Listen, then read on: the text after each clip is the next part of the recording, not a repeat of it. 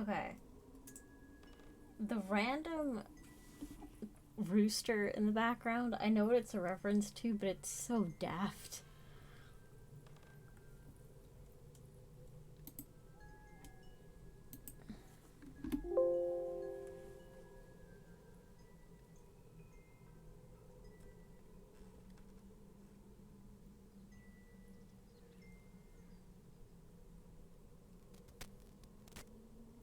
Oh.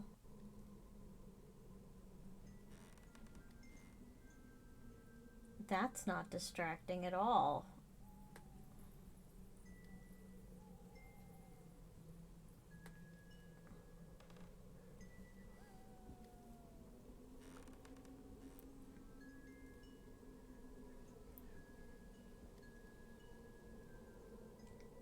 I'll keep it for now.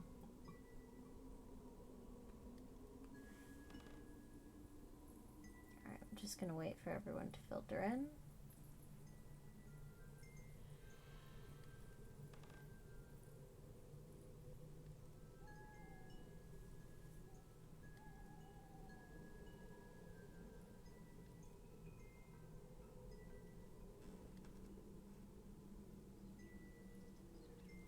Although, while y'all are filtering in, I might...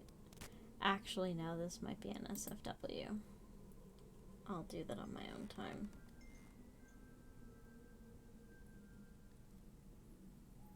Because I can't control what happens when I'm looking for things.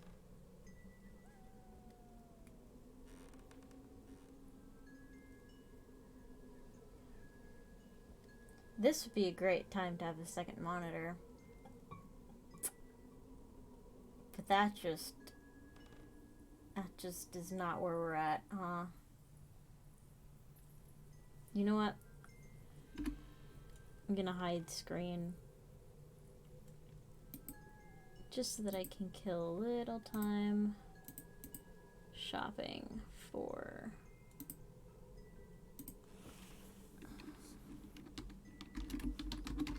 wallpapers.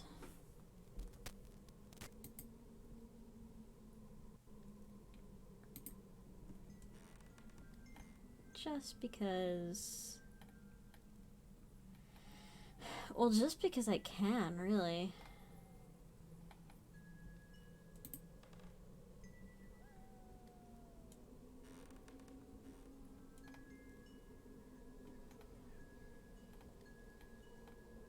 Although, I'm not finding...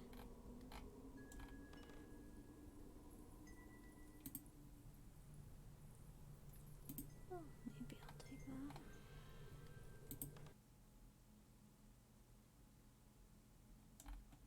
Oh. Yeah, unsub, I don't need that. Okay, hold on. The moment I hype up y'all with a new story and then don't show up. Yo, chaos, what's up? Hold on.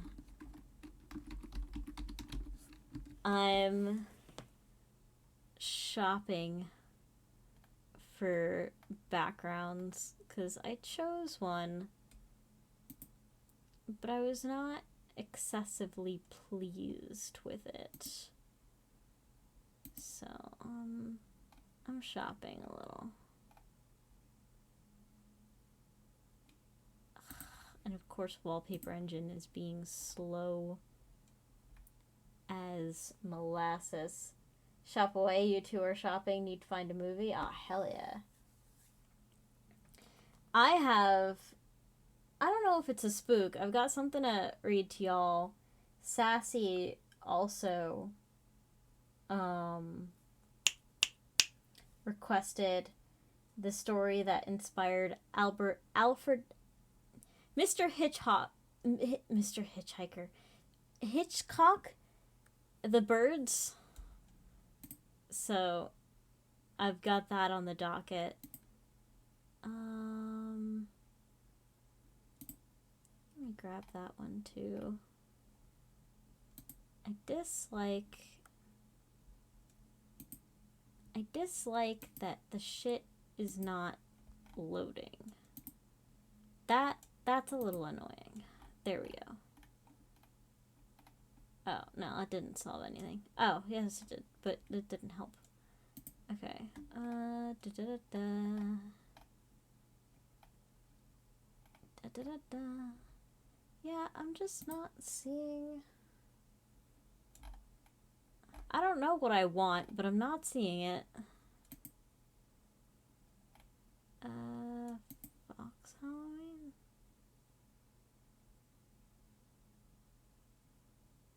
I don't know what that refers to.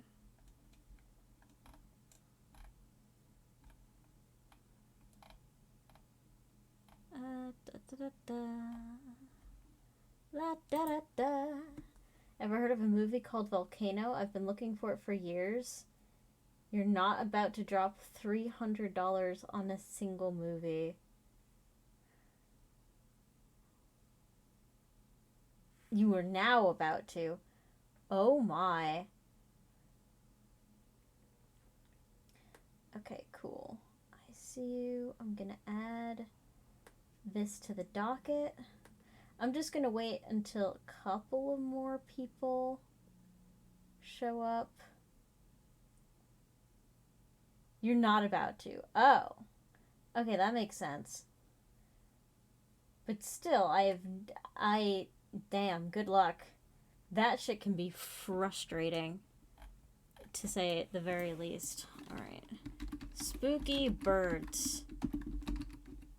Help me out here. Oh, you are useless.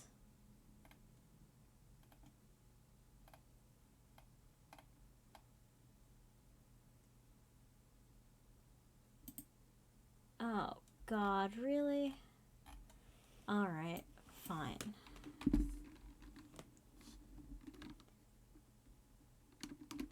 Ravens, spooky. Come on, man, help me out here.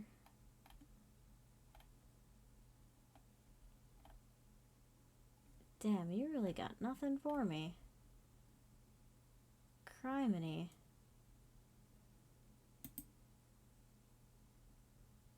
Harvest King? Yeah, I guess.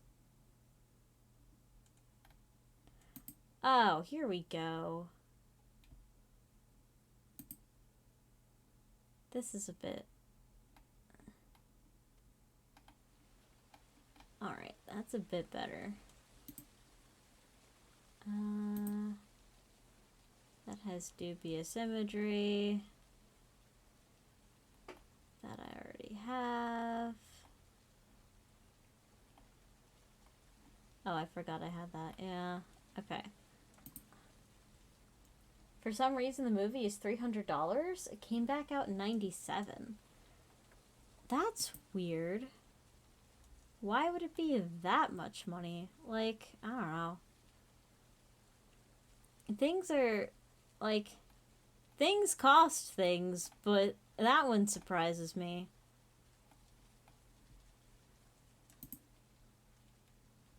Alright.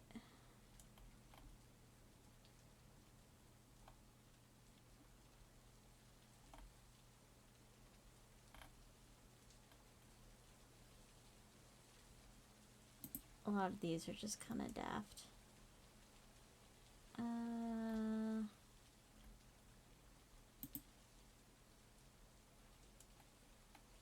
Yeah, this isn't...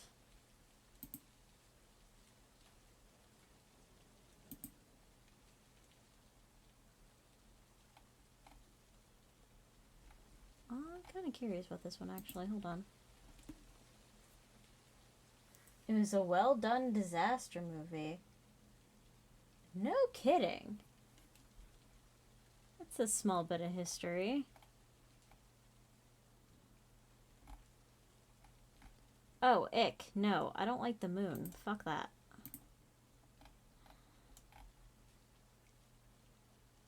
Out of context, that's a terrible thing. No, I very much like the moon.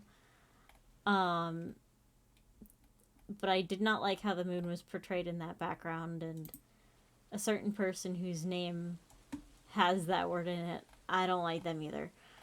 But outside of that, moons are perfectly fine. How Halloween birds. Let's see here. You're gonna give me jack shit, aren't you? You're gonna give me exactly fuck all.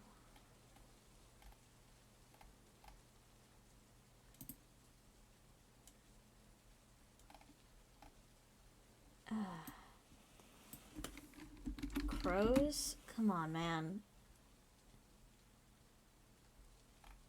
Throw me a bone here.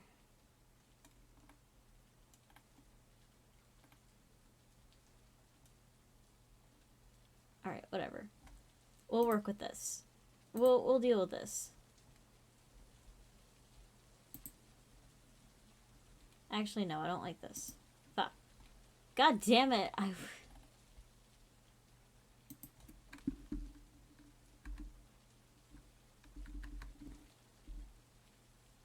Okay, come on.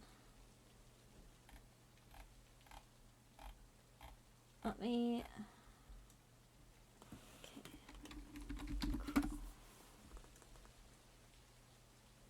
Let's do this.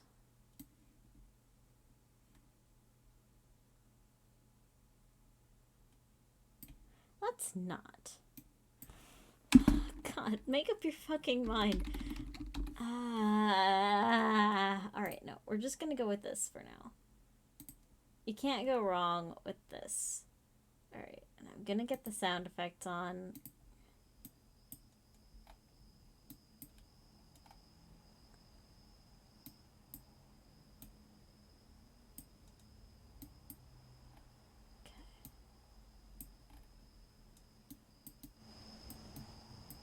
There we go. Oh my god, we finally did it. It's a miracle.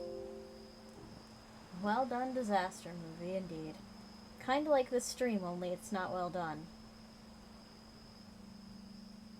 Ooh. That's a good one. I might have to change my settings because I'm using Wallpaper Engine.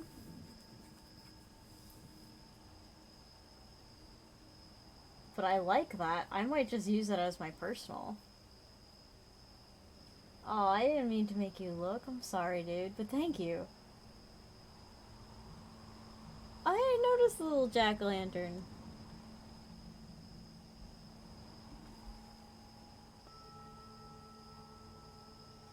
Alrighty. I don't know. Is Sassy here yet? Sassy! Well, actually, Chaos, are you here for the night, or should I start with yours? Because the birds is longer. Oh man, these are really good. Well, thank you, Chaos. It's very thoughtful. You're here for the night? Oh, hell yeah. Alright. So now, it is time to... I'm here, LL, just not in a good place. I've still got my drive home. Oh, no problem. Alright. Are you good if I read the birds now? Like, can you still enjoy it? Those are AI generated? No shit.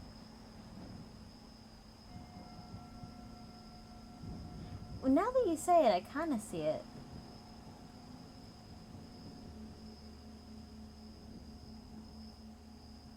Well, first thing is first, Sassy. Make sure you're safe. And, like,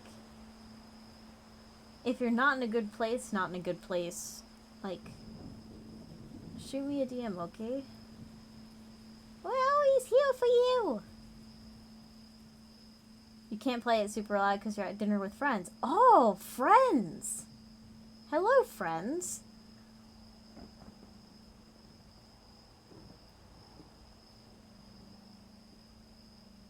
Okay. If that's the case...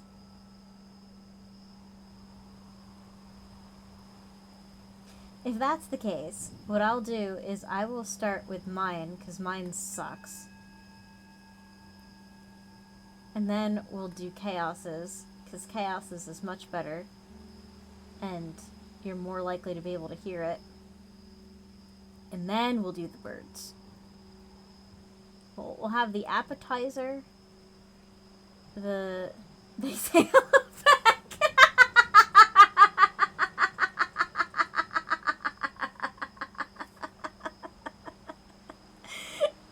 Hey, this is probably the biggest audience I've had in, oh dear God, a while. At least a month or two. You say it's good, then you read it and go, oh, this is shit. Not compared to mine, dude. You're too humble. I forgot. I didn't get to write my shit. I didn't get to write anything Halloween themed this week because I'm a rant for a little bit. Work has just been hell. My boss is not fired, so I'm not completely screwed. But I'm at least partway there. Yeah, so I have no idea if I'm ever going to be able to defend my fucking proposal, but you know what? It is what it is. It do what it do. Yeah. But I took a nice, 4.5 mile hike today, so I'm feeling good. My ass is not, but that's okay. My ass doesn't get much of a say in these things. But yeah, I'm gonna try to definitely write something this week that's more Halloween themed. At least the birds won't attempt to punch you. The birds will not attempt to punch me, but I can't say that I won't punch my boss. That's therein lies the problem, my good sir.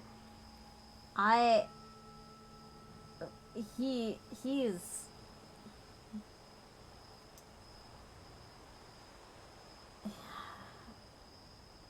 It ain't good.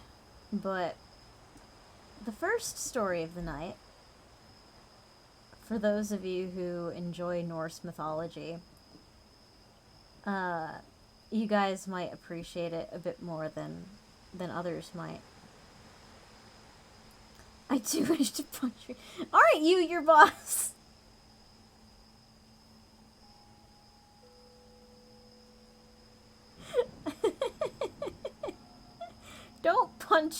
Don't punch yourself. That's my very good friend you're talking about. But yeah, this is called a trip to Lyngvi. And it's based off of a very famous story. It's the camp.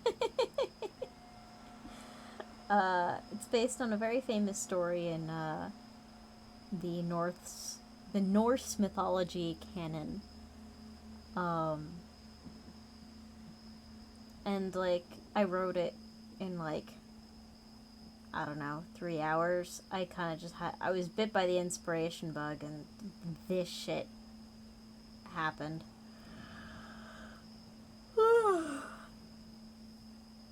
Oh God, here it goes. When Lucky filled my dish this morning, his usually bright, twinkling eyes seemed sad. I whined and wagged my tail, trying to press my nose into his hand and get him to scratch behind my ears. You're growing so big, Fan. He sighed, chuckling.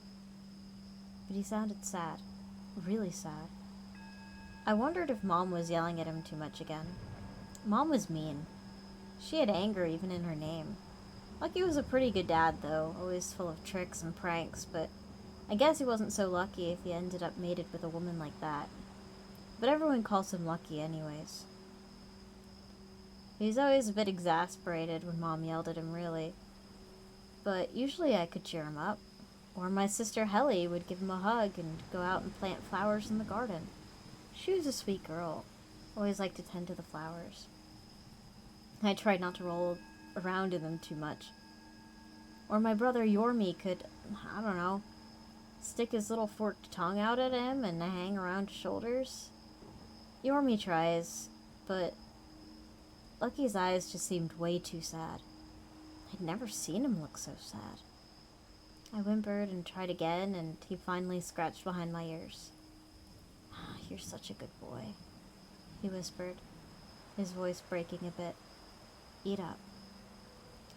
Know that I love you, okay? Somewhat satisfied, I turned back to my bowl with a conflicted heart. A few minutes later, the doorbell rang. It's your brother, Lucky! Mom shrieked. I don't know why I gave her that voice, but I guess that's what we're doing.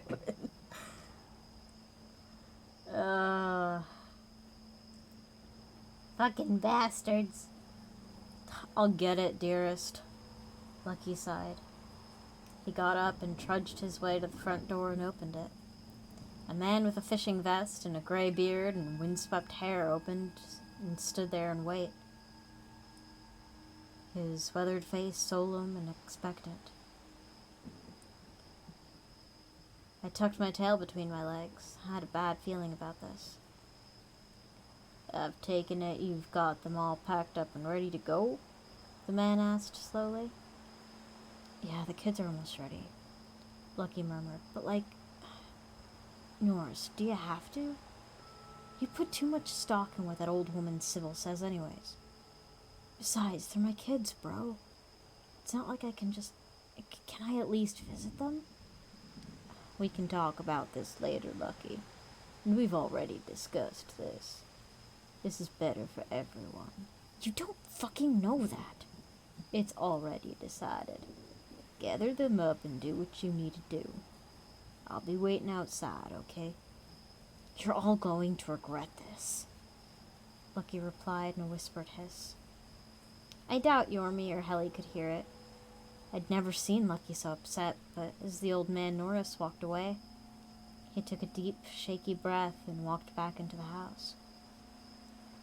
He put Yormi in his favorite traveling basket, lining it with his favorite soft blanket, giving his head a few affectionate strokes. Yormi seemed content, but Yormi was deaf, so who knows what Yormi knew. Dad, who's at the door? Helly asked.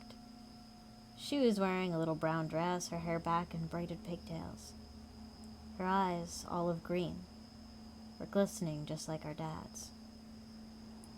It's Uncle Norris, Lucky replied. You got all your stuff packed? Uh-huh. I'm so excited to meet the Yessers. They're family, after all. It's gonna be an adventure. Uh-huh, Lucky replied, and I could hear the lump in his throat. Give Daddy a hug before you go. Helly giggled and gave him a big, warm hug, burying her face in his shoulder. Don't worry, Daddy. I'll be good. And I'll tell you about all the cool things we do.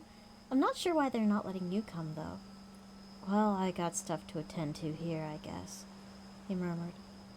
Just be good, okay? I love you so much. I love you too, Dad. Please don't worry so much. She gave him a little kiss on his brow before he let her go, and she grabbed her little rolling bag of luggage and Yormi's basket and hurried toward the door. Then, Lucky reached to the coat closet and grabbed my leash. It really wasn't much of a leash. I had accidentally broken like a dozen of them before on walks when I'd get too excited and chase a rabbit, or really wanted to sniff that bit of ground and wasn't ready to go inside for dinner despite the leash tugging. But he clipped the leash to my collar and stared into my eyes for a moment before kneeling and burying his face into my fur. I felt the wetness of his tears.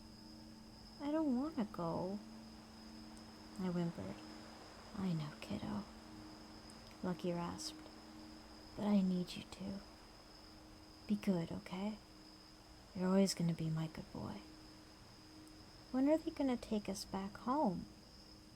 I asked. I don't know, Fen. I don't know. He swallowed hard. But I want you to know, and I want all of you to know, that I love you very much. And I'm sorry I can't do more than this. I'll be good. I promise, I replied. Anything to make him not sad. Anything. I know, Fen, you're always good.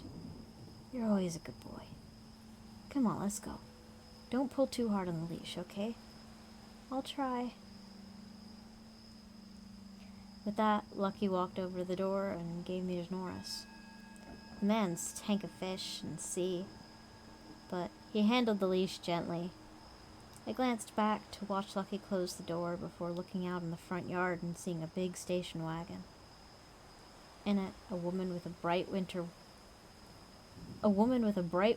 winter coat and a golden scarf and platinum blonde hair falling in waves behind her sat in the passenger seat. Two radiant teenagers sat behind, stylishly dressed with gold earrings and bracelets adoring their thin wrists. Bleach blonde hair immaculately brushed, yet waving carefree in the breeze. It was an overcast day. Gloomy. I looked back at Lucky's house, but I remembered not to pull on the leash, and walked nicely next to Norris. He held the leash away from his body, like he was already afraid of me. "Does that beast bite?" the snowy woman in the front called. "Ha, not yet," Norris murmured. "All right, how are we gonna get them in the car?" "The girl can sit with us," the girl in the back offered, grinning. "Freda, is that a good idea?" the boy asked cautiously. "What if she smells bad?" Helly, hearing this, instantly became self-conscious, playing with the sleeves of her dress. "You smell fine, Helly," I reassured quietly, but I'm not sure she heard me. She blushed as red as the falling sun. "It'll be a short ride. We'll be at Owen's house as fast as the wind," Norris replied. "Let her sit with y'all, Fraser. Katie, you think the big guy can fit in the trunk?" "Yeah, he's not riding on my lap, that's for sure." So they loaded me into the trunk of the station wagon. I heard Helly squeeze in between the two teenagers, holding Normie's basket in her lap. I jumped up into the hatch no problem and curled up, trying to make myself smaller, but it was still kind of a tight fit. I missed riding in the front seat with Lucky. Norris was right, even though I was squished next to a fishing pole and like 3 boxes of tackle. The trip went by really fast. We pulled up to the front of this great mansion in a neighborhood of lots of giant mansions and big green yards. I could smell the grass even stuck in the trunk, cramped in the dark. I daydreamed about frolicking in the yards, chasing rabbits and birds, and playing fetch with Helly. So when the trunk popped open and I heard everyone getting out, I was optimistic. I jumped out, tail wagging. I approached Norris, who opened it up for me, but he turned away. "Stay back, you big beast," he growled. I lowered my body and wagged my tail a little less, hoping that would make me seem smaller. But maybe I was just too big. "Uncle Owen, we're home," Freda called.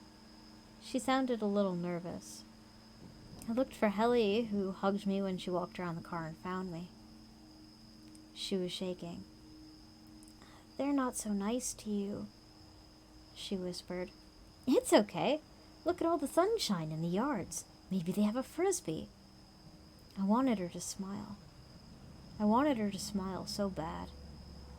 But she couldn't manage it. She grasped my fur, and her knuckles were pale around the handle of Yormie's basket. Yormie, bless his heart, still seemed oblivious, maybe confused about what was going on. "Maybe they're just shy," she murmured.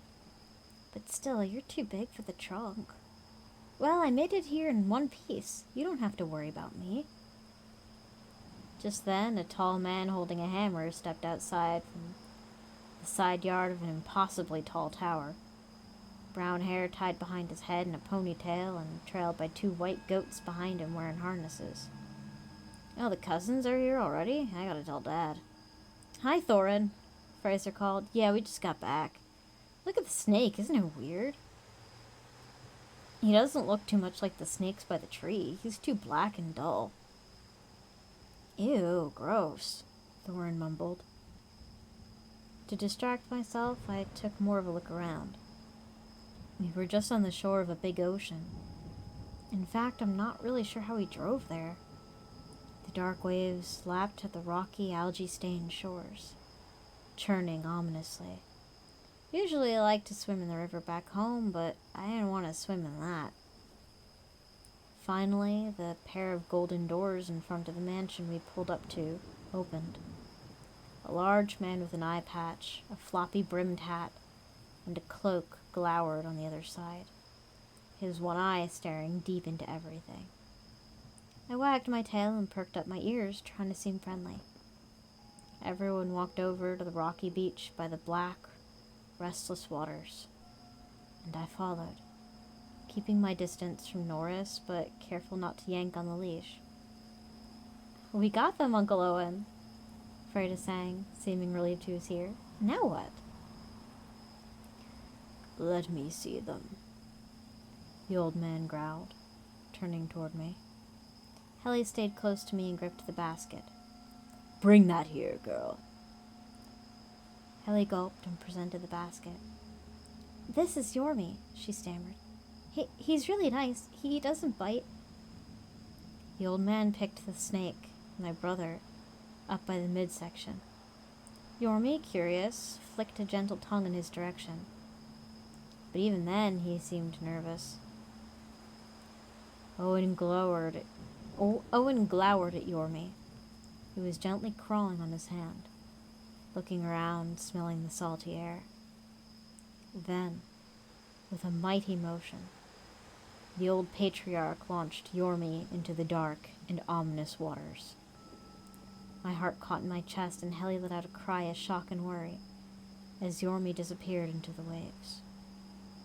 I almost leapt into the waters myself, but I remembered Lucky telling me to be good and not to break this leash. So I sat there, barking and distraught. 2 black ravens circled overhead, cawing over the sound of the crashing waves. Then, over the waves, I saw a sight that calmed me.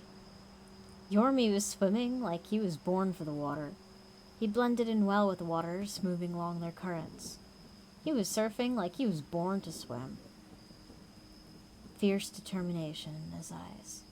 "Helly, he's okay," I called, and she ran over to me, hugging around my neck and sobbing into my shoulder.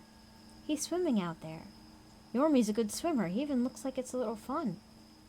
"How are we going to find him again?" she sniffled. "He's so small, and the waters around this island are so wide." "We'll find him," I reassured. "Yormi's a crafty fellow, just like Lucky." "Why would they do that to him? He didn't even do anything." "I don't know, Helly." I rested my head against my terrified sister, hoping she didn't hear my heart thundering in my chest. The anger, the pain, the shock. Why would Lucky let us come to a place like this? I didn't understand. Did Mom not love us anymore? Who are these Yezer people? Why were they so awful to us? "Come now." A new voice called to us, gentle but firm. I looked up alongside Helly to see a large man with dark, stringy hair and solemn golden eyes and big, bulging muscles. His hands were huge and strong, and his expression was hard to read. He approached without fear.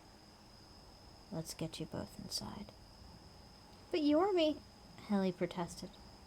"We have to be good," I reminded weakly. "Lucky said we had to be good. It's gonna work out somehow." "Okay." We were led into a hall with swords on the walls, shields mounted among them, with marble floors and high ceilings with glistening chandeliers, and glistening with gold-rimmed furniture, things of great expense. Down the hall we were led to a room with a small bed for Helly. There the serious man dropped us off. "Terry, it's time for dinner," a silvery voice called out, and the man gave us a final look before closing and locking the door. There, Helly and I waited in the dark room as the scent of feast wafted through, of meat and other sweet things I never knew. Helly curled up on the bed, and I rested next to her as she stroked my fur. Our dad has a plan. He always has a trick, she murmured softly. It can't be as bad as it seems. He's got to have a plan. Looking around the dim room, her eyes fell on a small corded phone. She jumped up and picked it up, trying to dial Lucky's number, but the phone didn't have a tone. She placed it back and swallowed hard. He always has a plan, I reassured, trying to sound braver than I was. Are they gonna feed us? She wondered. It smells so good out there. But we just stared into that dark, dimming room as the sun started to fall, huddled and hungry, wondering if they forgot us. We heard them talking and laughing and singing in the other room, the sounds of plates and silverware, and sounded more and more distant as time went on. But the sound of the ticking clock and our own breathing and growling stomachs became louder and louder. Panic and confusion slumped into a quiet misery and worry. I wanted to whimper or howl for Lucky, but I had to be good. I had to be brave for my sister. So I stayed there with my bravest face. At least we have each other, I grumbled softly. Yeah, she hummed, holding me a little closer. Eventually the door opened, and Terry gave Helly a plate of meat and fruits, clearly torn away from larger chunks or passed over for brighter of the same. She ate it readily, thanking him sweetly. My mouth filled instantly with saliva, but I couldn't bring myself to ask for any of her food. She was such a small girl, and she needed to grow big and strong, and, well, I seemed too big for this place already. Terry gave me a look I couldn't understand. Maybe pity, maybe caution, and threw me a few bones. Ribs with meat still thick on them. The meat was a bit rare, and it was delicious. I dug in instantly. I couldn't help it, I was so hungry. I missed my food bowl, the wooden floor was rough on my nose, but I was too hungry to care. Then he locked us back in the room again. We could hear the others and their merriment outside. Ah, she was so pale, too. It sounded like Freda was saying, ugh. And that dark hair was done up in these silly little braids. No class, no taste. So lame. Did you see how she cried when Father Owen launched that worm into the ocean? Yo, is she friends with that thing? Another voice. It was a brother, that and the beast, Norris grumbled. Ew, gross. Ugh, ick. I felt the shame heating Helly's cheeks overhearing this, and I couldn't help thinking that they were talking loud enough for us to hear, knowing we could hear it. I pressed closer. Don't listen to them. I think the braids are pretty. You're not a freak. Thanks, Fen. She sniffled again and wiped her tears on my fur. I nuzzled her softly and we continued to wait, trying to ignore the remarks. We both jumped when the door opened, and there was Owen, still wearing his brimmed hat. Come with me. Helly, was it? Can Fen come too? I suppose, so long as he doesn't jump on anything or bite. Fen never bites. Fen's a good boy. She tried to sound cheerful, but at this point both of us were depressed. The most depressed we'd ever felt. We're playing a game of Oh, whoops, wrong voice. We're playing a game of finders keepers, the old man announced. And Freda, Fraser, and some other fair-haired, young-faced teenagers appeared in the hall, excited and eager. I've hidden treasure somewhere in our home. The first to find it gets to keep it, and gets to have extra dessert. I saw Helly's eyes light up. She was still quite hungry. We'd been worrying in that room all day. All right. Is everyone ready? Go! Go! The old man's thunderous voice echoed in the great hall, and all the youths started to scramble around, in one room, then at another, eagerly searching. Helly and I scampered around looking around every corner, not even sure what we were looking for. I sniffed around as though that would help. I didn't know what treasure smells like. It could hit me in the face and I wouldn't even know, but I had to try. Hey. The snowy white woman, Kaylee, whispered to Helly, approaching us discreetly. You're not from here, so I'm gonna give you a little hint to make it fair. Try looking in the basement. Oh, but you can't take the wolf down there. We've got some fragile antiques. Helly nodded, and we both rushed over to the door on the first floor of the great mansion. And Helly flung open the door. The stairs went deep down into the dark. I gotta go by myself, Helly mumbled nervously, giving me a pat on the head. I'll wait here. You got this. I gave her a reassuring lick, and she cautiously approached the door, going down the steps slowly, gingerly, feeling for a light switch.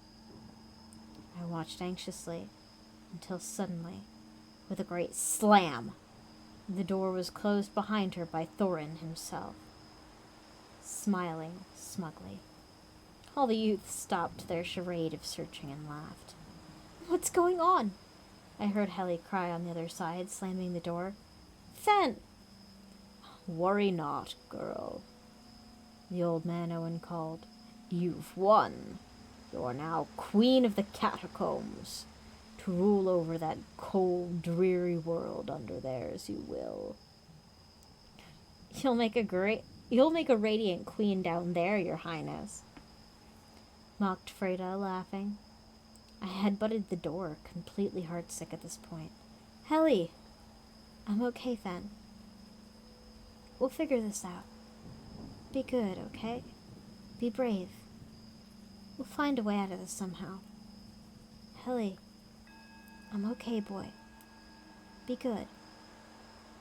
So I sat by the basement door, beside myself with grief as the strangers that were supposed to be our extended family continued to feast and be merry. Only Terry paid me mind, although from a distance.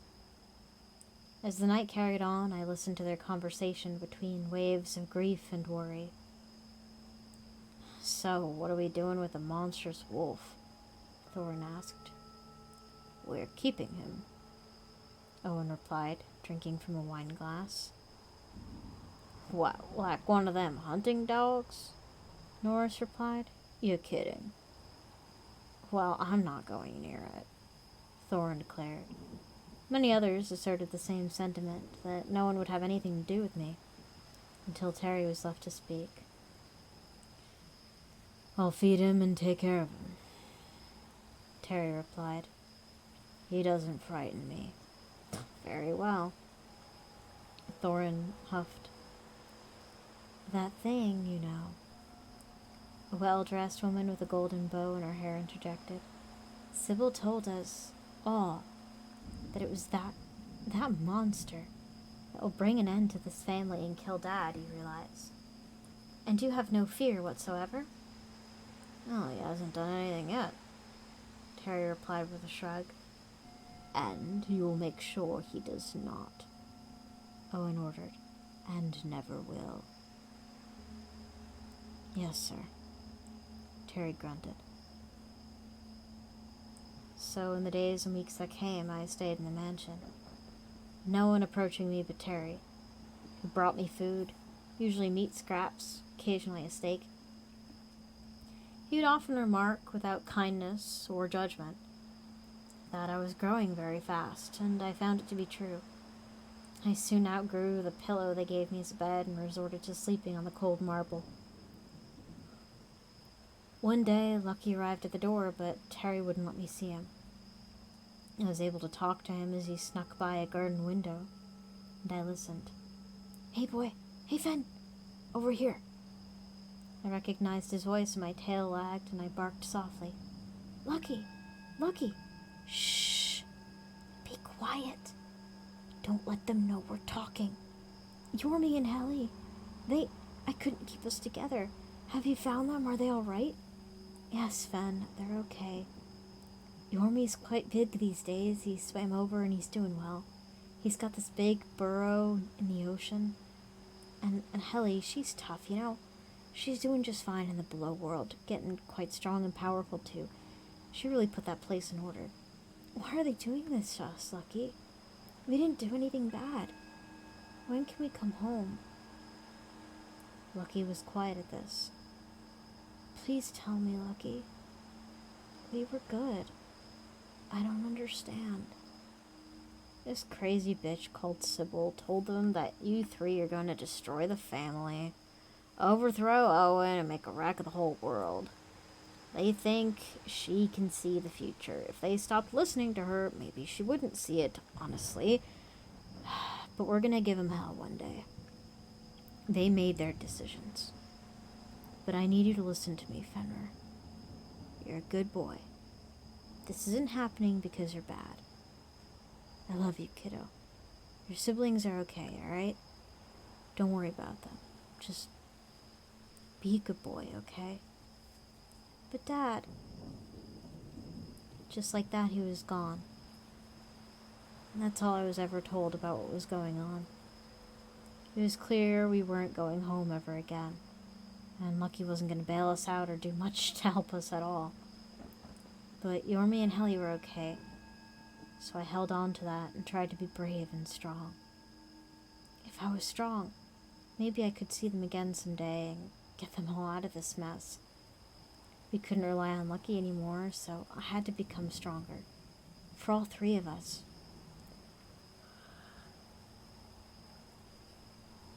I ate every scrap Terry gave me, and I grew and I grew.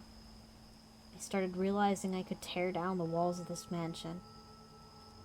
I could crush and break even the strongest of the swords hanging on the walls. No matter how hurt I was, no matter how much I missed my brother and my sister, I was a good boy. Maybe, I thought, if I showed I was good, they would realize this crazy lady was all wrong about us, and they'd let us be together again. It was naive of me, but Terry wasn't so bad, even if everyone was afraid of me and wouldn't stop remarking how big I was getting. One day, Terry came over with a heavy-looking chain. I eyed it curiously. "What's this for, Terry?" I asked.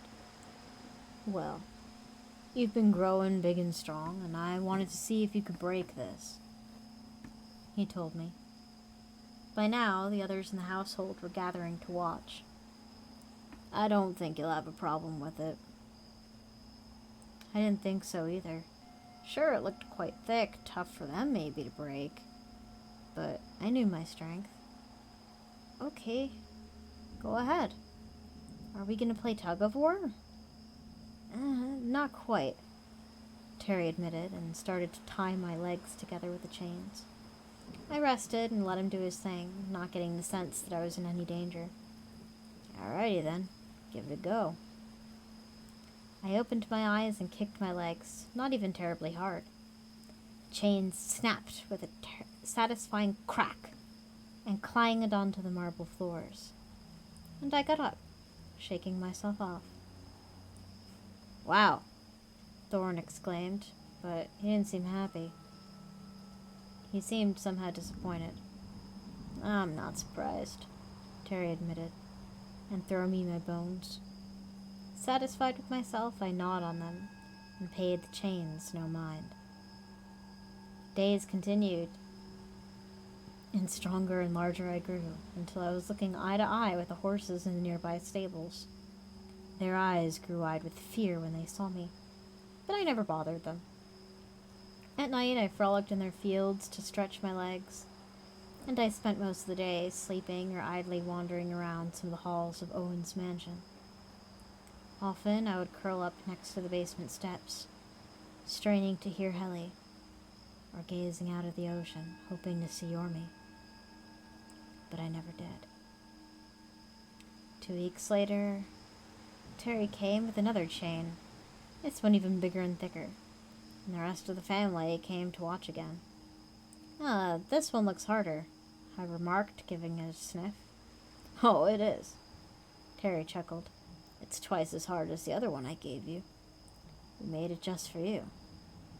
If you manage to break this one, Fen, You'll be known throughout the neighborhood for being the strongest one of us. You'll be famed and honored. I eyed the chain a while, studying it. This looked like a challenge, but I'd still been growing and getting more powerful, so it looked like it was within my capabilities. Maybe, I thought, if I showed that I'm strong and brave, they would decide to appease me by letting me reunite with Helly and Yormi. We could all be happy again. For that possibility, anything was worth the risk of failure. So I nodded my assent, and Terry tied me up with the chains. They were heavy and cold, and somehow the atmosphere felt very serious. As he fastened the chains around my legs, I started to wonder if I'd made a mistake. My heart started to pound in my chest, and my throat started to feel weird. "All right, try it," Terry grunted. I gave a kick and found the chains to hold quite tightly. The cold metal dug into my skin and hurt my bones. Instantly, I felt panic wash over me. My chest felt constricted. My heart raced.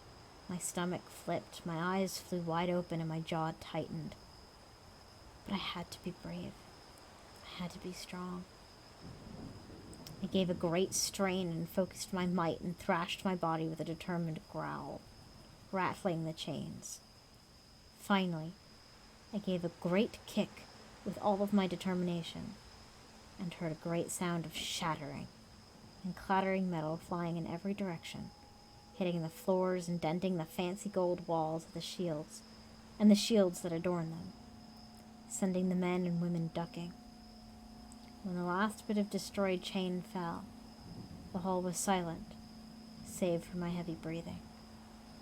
I was too relieved to celebrate.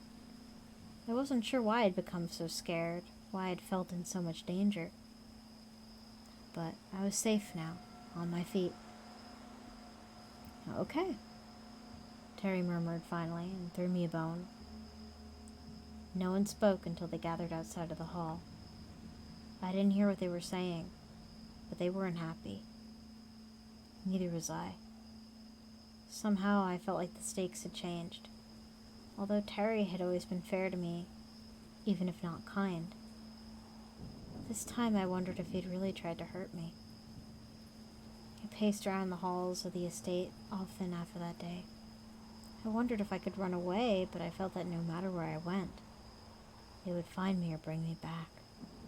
Maybe they would do something terrible to Helly or Lucky if I didn't play their game. I tried to talk to Owen a few times, but he quickly left any room where he and I were alone and locked me out of his quarters.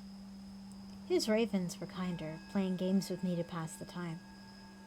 Sometimes I caught them giving me long glances to each other, so they genuinely felt sorry for me.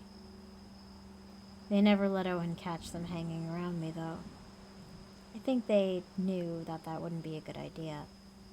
They seemed smarter than him anyway.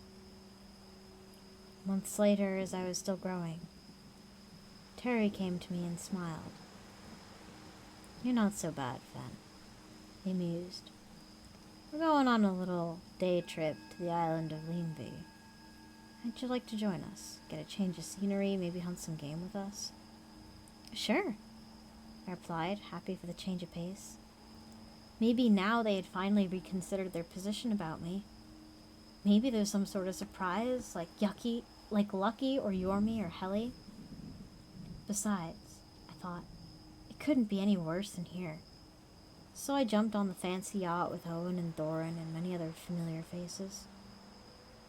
I stayed close to Terry and sat quietly, watching the waves, always looking for Yormi in the dark shapes. If Terry saw my heartache, he chose to ignore it, as usual. I'd long ago learned that speaking of my feelings among these people wasn't any use. We reached an island with boulders and overgrown heather, strange purple plants that waved in the sea breeze. The rich relatives disembarked and talked idly among themselves for a while, until Owen's wife, who I'd never heard or saw say anything, but always had a cloud of younger women around her, I walked up to Terry and handed him what looked like a bunch of long, thin, feathery rope. "Hey, Fen," Terry called me as I was sniffing around the flowers. I trotted obediently back to him and sat. The family made a wide, strange circle around me. "I want you to try to rip this." "What?" I blurted, confused. "It's just some rope. You could rip that. Why do you want me to?" "No, I can't," Terry replied, giving it a good tug. He tossed it to Thorin, then Norris. Many of them tried ripping it or biting through it, all unsuccessful. Finally, Freda tossed it back to Terry. "None of us can. Come on, Ben, try it." I shook my head. I don't know. I have a bad feeling about this. It's just a little rope. If there's a trick here, I don't want to try it. I don't want to do this." "Hey, now," Thorin interjected. "I thought you were a strong, brave wolf. You're afraid of a little rope? Come on now. I don't know about this," I mumbled, pawing the ground, tucking my tail. "You had no issue with the other 2 chains. This should be child's play to you." Kaylee scoffed. "Yeah, I know, but something feels really off about this." I protested. I really don't want to this time." I looked out at the vast ocean, roiling and crashing onto the rocky shores around us. "If I get stuck and I can't get out, what if you sail off and leave me here all alone? I know you guys don't like me." "Fen." Terry's voice softened, the softest I'd ever heard it, but my eyes hardened against him. I didn't trust this turn of heart. "Please, trust us. If you cannot break it, that means you will be of no threat to us. We'll set you free. You'll live among us, and we'll have no hatred of you anymore. And if you break it, then all will be well and we'll just carry on as we have." "I really, really don't like this," I sighed, swallowing hard, trying to be brave. "But rather than question my strength and worry about me being stranded, how about someone puts their hand in my mouth? If this is just the usual game and everything's cool and I'm gonna be okay, I won't bite down. Not even a little." The island was silent, except for the whooshing wind and sloshing waves, until Terry stepped forward and offered his right hand. I placed my jaws gently around it as the ropes were fastened around me. I closed my eyes. I closed my eyes.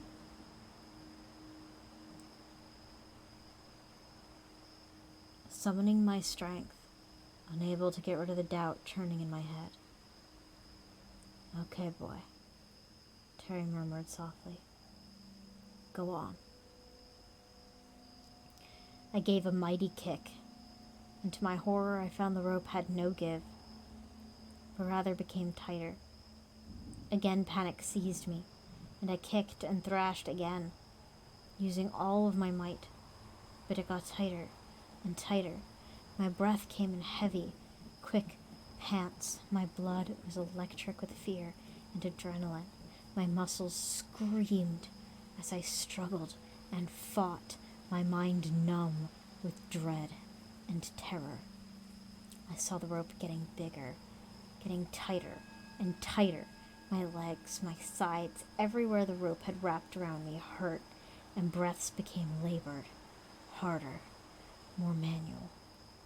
My jaw clamped down, my throat suddenly wet, the taste of metallic blood thick in my mouth, bones crushing between my teeth.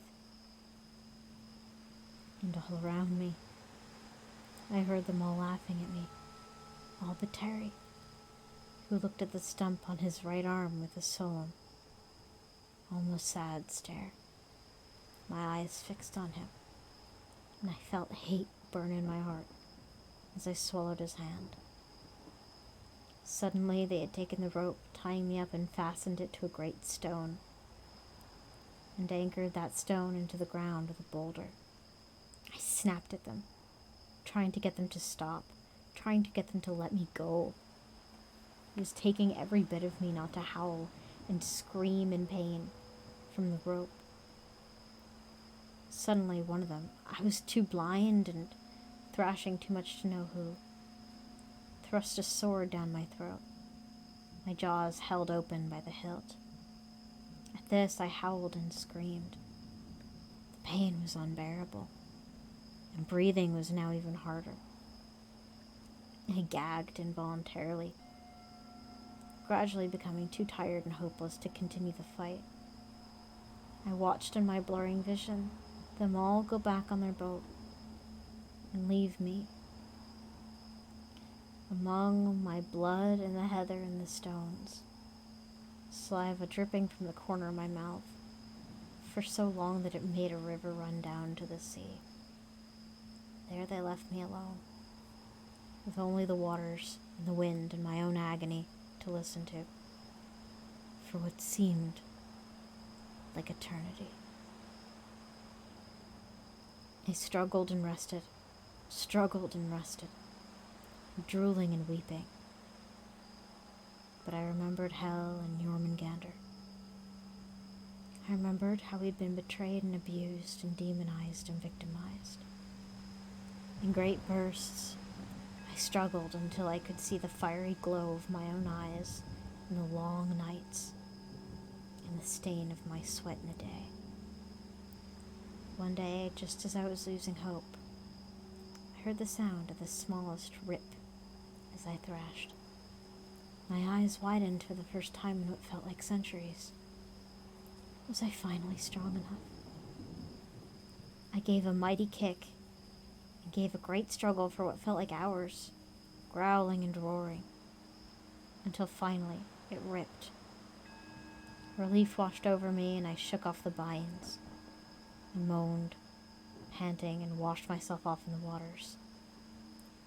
The salt stung, but I was free, finally free.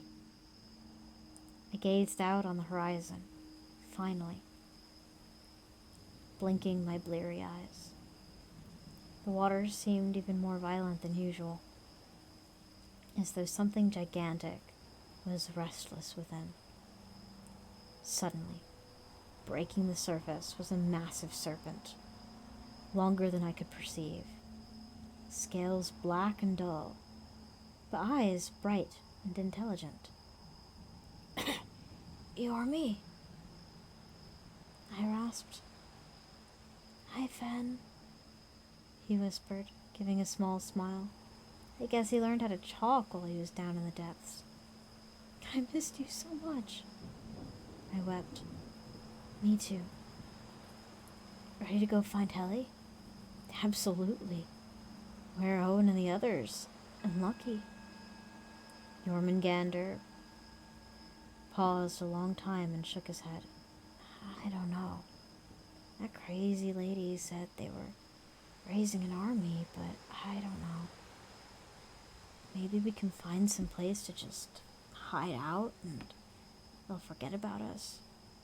If Helly's okay and you're okay, then..." "It's not fair," I snarled. "They tortured us. They tortured all of us." "But bro, I'm tired." Yormi sighed. "I'm tired of worrying. I'm tired of searching. I'm tired of fighting. I just want to live well. So long as we have each other, it's gonna be okay, right?" "Yeah," I grunted. You're right. Besides, you're really hurt," Yormi went on. "If we went and fought, what if something happened to you? We've been fighting to get back together all this time. What if they kill you?" "Do you think they can?" I asked. "Fen, I don't even want to worry about whether they can or they can't," he squeaked. Sobs caught in his throat. "I just want to be with you again." I sighed and nodded. "You're right. I agreed solemnly, taking the puddles of my own blood and the river of my own spit and the dull shimmering of the magic rope that bound me. You're right. Let's go find Helly. I hopped on his back and we floated back to the island, where I started to dig until I hit a tunnel. Yormi had been studying his geography, told me exactly where to dig. Once I broke enough ground, we found a labyrinth of underground caves and tunnels. Helly found us and we found her. But at this point, she was a young woman, hardly a girl anymore. Skeleton puppets waited on her like she was royalty, and she was pale as a corpse. When she saw us, she squealed for joy. What the fuck? I blurted out at the strange undead minions, and she sighed dejectedly. Yeah, they're not great company, but they've kept me healthy and they listen to me at least. There are more and more of them every day, and organizing the basement took at least 150 years. Yeah, let's ditch this dump. Yormi agreed. Where to? Somewhere's warm. It's friggin' freezing down there, Helly requested. So long as there's no heather, I'm game, I agreed. Alright, I know a spot, Yormi announced.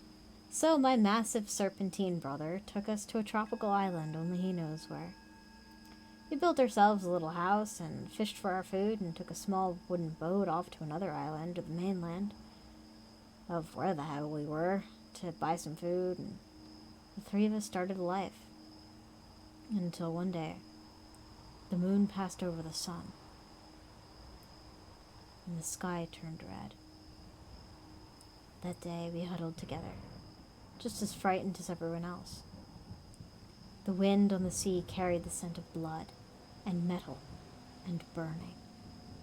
We hid in our house, trying to be small and quiet. Helly wept with fear, and Yormi curled up tightly. But I sat upright, guarding, fangs bared. Oh, fuck that old lady, I growled. Fuck that old lady, they replied in unison. The wind howled outside. I heard the shouts of war and violence from outside. Maybe from other islands or on the water, I don't know where from. I smelled the sea, but amidst the saltiness, I smelled death, bad smoke, blood, fear. I felt a pull. Like if I wanted my revenge, I would get it now. I imagined myself swallowing up Owen, just as he feared I would. Of setting their whole world ablaze, of making Helly queen of everything, and letting Yormi wash over their fancy houses with the ocean tides. I just want us to be together forever, Helly sobbed. Me too, Yormi whispered. Hate and anger and grief burned in my heart. The feeling of watching Yormi get yeeted into the frothy black currents, of the horrified screams of Helly as the basement door locked, of Lucky's sad scratch behind my ears before he let us go. I felt agony and rage, like I was tied up in that rope all over again. I took a breath and felt Helly and Yormi under my belly, clinging to me, weeping and frightened, traumatized just as I was. I closed my blazing eyes. All that I wanted, I realized, I already had. They won't take it from us, I vowed, and set my weight down on my heels, covering my siblings with my fur, even as my scars stung and the dark world pierced its cold into our bones. They have nothing we need. We remained still, shivering, weeping in the darkness, not even moving an inch to get up. After what felt like forever, the sun peeked out again, covering the waves with glitter, and bringing warmth to our cold, terrified forms again. Somehow we knew we'd never seen Owen or Lucky ever again. But we had each other, and that was enough for us. And Helly had a tan, and Yormi had a favorite basking spot, and I had a whole beach to roll around in and frolic through, without a care in the world, without a leash in sight.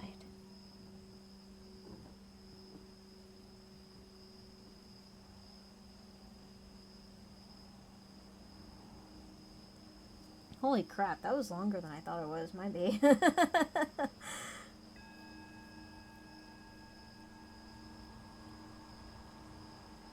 But yeah, I wrote that this week. God, please don't tell me that took an hour to read. I'm so sorry, chat. It might be.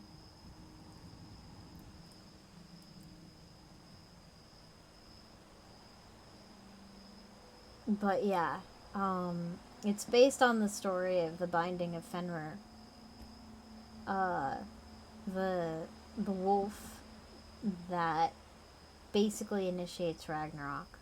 It was good, thank you. And I've done this before with stories, where I take like the bad character and I try to write the story in the perspective of that character. I did it in college with Adam and Eve. I wrote Adam and Eve from the perspective of the snake. Probably one of the most poignant things I've ever written. Not safe for stream. It's got a pretty graphic sexual assault scene in it. Potentially more than one, actually. So I can't read that one on stream, but this one was stream safe. And I wrote it this week. Alright, Chaos, you've been waiting patiently. Are you ready for some actual good shit?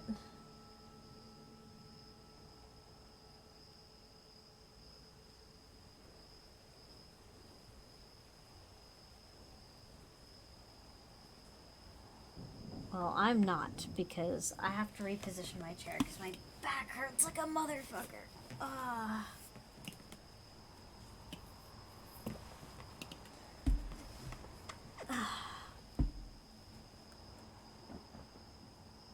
There's gotta be a better way to do this.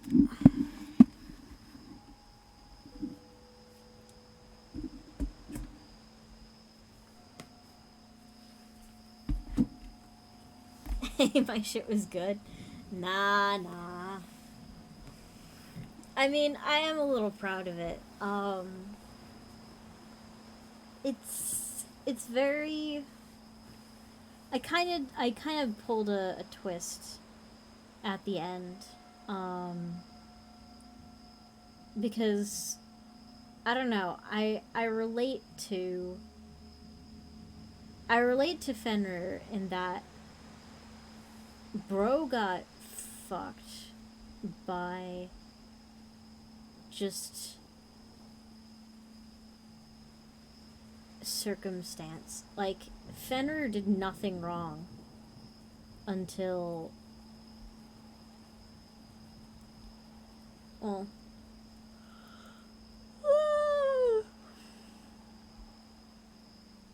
until the Acer were like, well, shit, you gon' do things. But like, Fenrir was just chilling.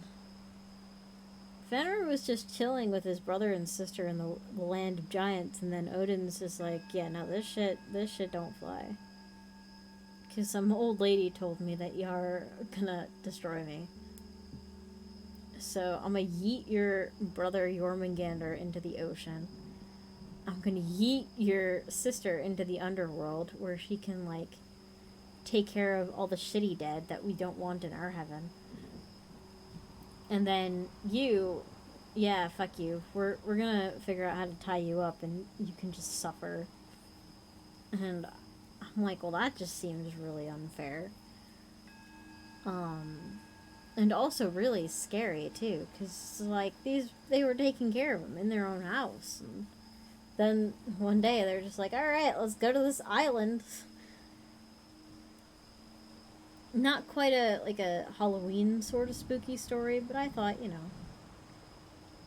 maybe it counts. But anyway, this is from the Twisted Tales series from our own homegrown Chaos Dragoon. Master of spooks and horror.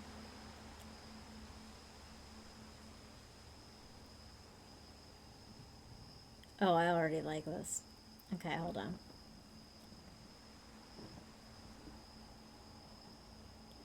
Screams emanated from a large hay bale maze.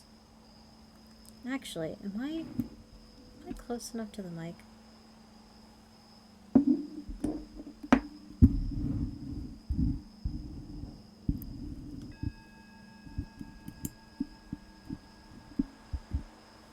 Hello! Now I can't wait for the new God of War, since you get to fight alongside the wolves. Aw, hell yeah. Well, you know me. I'm a sucker for any wolf. Screams emanated from a large hay bale maze. 3 kids ran around a corner of the maze, almost slipping on the damp ground. One of the boys in the group tripped over a thick vine with cone-shaped thorns that slowly sunk back into the ground. The girl of the group slid into a stop and quickly helped her friend before the 2 bolted toward their 3rd friend, who anxiously waited for them at the end. His blood ran cold as he saw the monstrosity chasing them, come barreling round the corner. A large, pudgy man, standing 6 feet tall, with tufts of gray fur ripping out his flannel shirt and tan khaki pants, bounded round the corner. This gives me goosebumps, and I like it. Like, remember the Scholastic book series Goosebumps? I'm getting kind of that, like, taste. I like that. When he saw the kids, he howled as he held a chainsaw above his wolf head and revved it. I don't know why I felt the need to add sound effects, but there you go. Free of charge. The kids screamed in terror before running. The monstrosity stomped toward them, yelling in a gravelly tone. Little pigs, let me feed. The kids saw a T in the maze and quickly ran to the left, hoping the creature didn't see where they went. They found a small dent in the wall of the maze, and all 3 squeezed into the dent, keeping as quiet as possible. They heard the monster come to the T and stopped as it began to sniff. Little pigs! The creature's gravelly voice sang before a twig snapped. The creature howled and stomped off.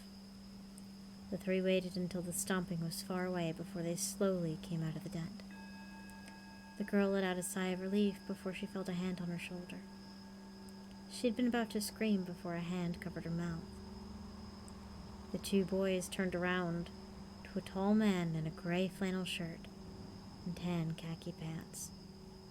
He put a finger to his lips in a shushing motion before he whispered, "Come on, I'm getting you out of here." He let go of the girl before he guided them through the maze. He stopped at a corner as they heard stomping before the chainsaw revved, and screams came around the corner before the creature chased another group of kids in the maze. After a while of nearly being seen by the monster, the 4 finally found their way out of the maze. They stood in front of a large tilled field that was used to grow all the pumpkins littering the maze. The kids all let out a sigh of relief before the man that helped them said in a gravelly voice, "Now then," and placed a gray, clawed hand with tufts of gray hair on the shoulder of one of the boys. The 3 kids looked away from the man and turned around to see him with a shit-eating grin and waving at them with a werewolf glove in his right hand. "Not funny, Mr. Brown," the girl reprimanded before the creature hopped out of the seemingly nowhere and revved the chainsaw above his head. The kids screamed before the creature hunched over and began laughing. He removed the werewolf mask to reveal a woman with long blonde hair, put up in a bun. She let out a sigh and said, "Man, this bodysuit is heavy." She then smirked at the kids. "And be careful, Large Marge is coming for you," the woman joked. "Betty, that's before their time," Mr. Brown said. "That doesn't mean they can't watch the movie," Betty said before she saw the blank stares from the kids and sighed. "I'm gonna need to talk to their folks about their kids watching the classics. I don't need kids looking at me weird as I say yippee-ki-yay." The rest of what she was saying was muffled as she put the werewolf mask back on to chase the other kids inside the maze. "Now, let's get you your reward for exiting the maze," Mr. Brown said after Betty had gone into the maze. He ushered the kids to follow them to the next barn house next to the maze. He walked up to the porch and reached into a large bowl on the table, next to a worn wooden rocking chair.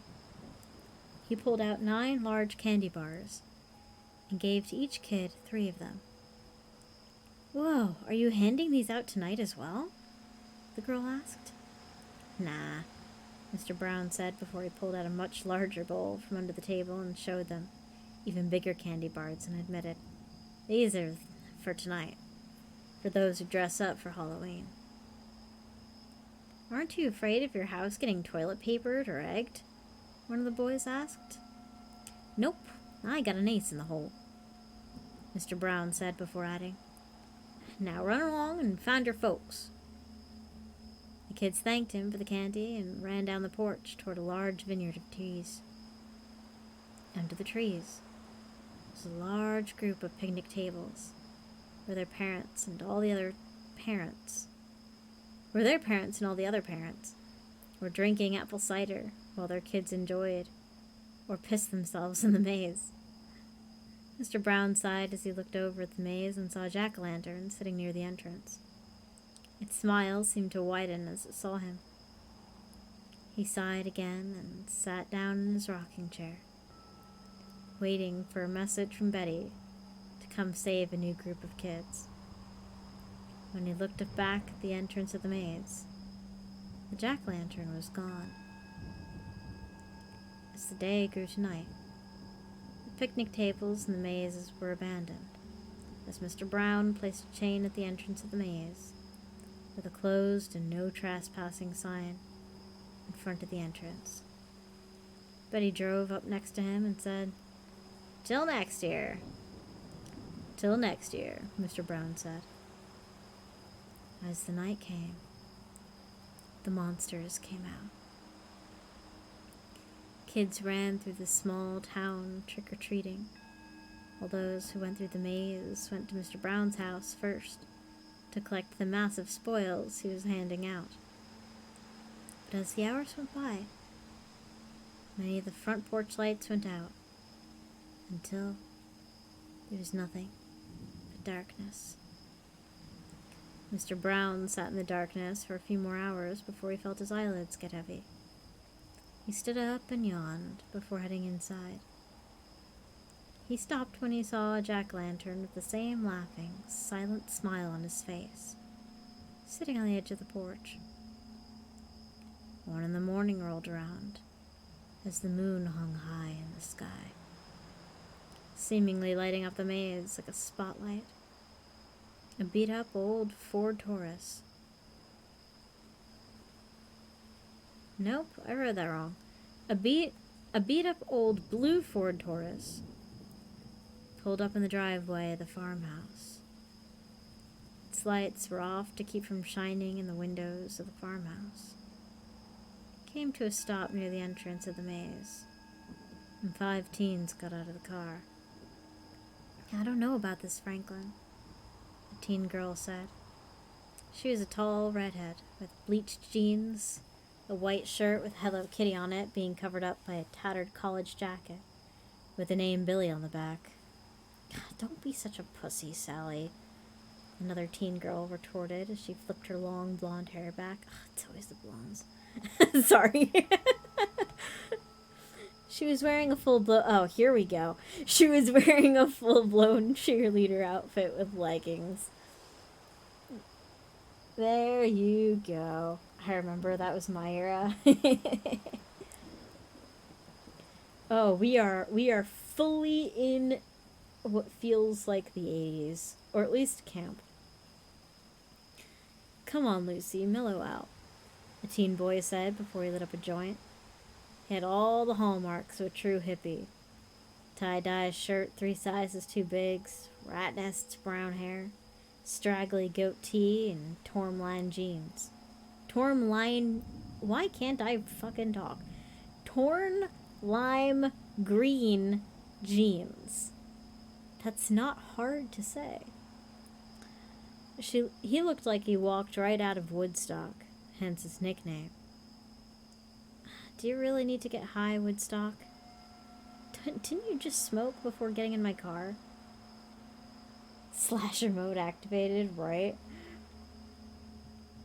Franklin said. He was a 6-foot-tall teen with a football jersey on underneath a football jacket that had yellow hornet impaling the football on its stinger. He looked at the maze and at the house before asking, "This is the place, Drake?" "Yeah, this is Old Man Brown's hay bale maze," Drake said. Drake was another tall teen, but a foot shorter than Franklin, with a buzz cut that was covered in a black baseball cap. His arms were covered in tattoos, and he wore a black t-shirt with skulls on it and black skinny jeans. God damn, these teens. He must be like 17, if he's full of tattoos. Alright, let's get this over with. It's fucking cold. Actually, you know what? I take that back. There are a couple of young people with a lot of tats. Alright, let's get this over with. It's fucking cold, Franklin said before he went to the back of the Taurus and opened up the trunk to pull out duffel bags filled with assortment of colored spray paint. Oh, come on, dudes. Sally looked from the duffel bags to the house, and then to the maze before doing a double take toward the house. She thought she'd seen a shadow watching them from one of the upstairs windows. Getting cold feet, Lucy teased before taking one of the duffel bags and following Franklin to the maze. Sally stared daggers at Lucy before grabbing a duffel bag and following her friends. The chain was loosely hung in front of the entrance, which the teens easily ducked under. The 5 walked through the maze until they found a long stretch of the maze. They unzipped the duffel bags and began to spray paint the walls of the maze with symbols, lettering, and some profanities. Lucy decided to walk away from the group and find a small patch in the maze and began her masterpiece, which was just a heart with hers and Franklin's initials inside it. She stepped back and nodded at her masterpiece before Woodstock spoke up behind her. Good luck with that, before he headed down toward an untouched part of the maze near the masterpiece. What do you mean good luck, Woodstock? We're soulmates, Lucy stated. Woodstock just laughed. Yeah, you and about 7 others, he said before he began his masterpiece. Lucy stomped away, looking for Franklin. Woodstock paid no mind to her as he took another puff from his joint. He looked down and stopped when he saw a jack-o'-lantern at his feet. He stared at it as his smile seemed to be in a silent laugh. Woodstock stared at the jack-o'-lantern for another long minute before he lifted his foot and smashed it. The light within it went out as he joked, "Smashing Pumpkins," before humming a song by the band Smashing Pumpkins. He was unaware of the fog slowly seeping from the ground. Sassy looked hesitant. Did I just say sassy? Oh God, I'm so sorry. Sally Have I been saying sassy this whole time? Oh no! I meant Sally. Chaos, please tell me I only made that mistake once. Oh no. For the record, Sassy is not starring in a horror story written by Chaos Dragoon. That is not written in here at all. Sassy is not a campy teen making terrible decisions. Sassy is, however, a great friend, an amazing baker, and generally awesome. I've said Sally, thank fuck. Alright. It's just the one time. Sally looked hesitant at the wall of hay as she held a can of green oh my god! Green spray paint. She jumped when Franklin put a hand on her shoulder and said, "Don't worry about Lucy. If you don't want to do this, just say so." "Yeah, I know," Sally stated sheepishly. "By the way, Sally, I've always wanted to ask. Why are you still wearing that worn out jacket? Doesn't your mom have enough money to buy you a new one?" Drake asked. She does, but this is my brother's, before he disappeared. He'd given it to me to look after. It's the only thing I have left of him," Sally said. "Oh shit, I'm sorry," Drake said. "No, it's okay. I rarely ever talk about it," Sally reassured him.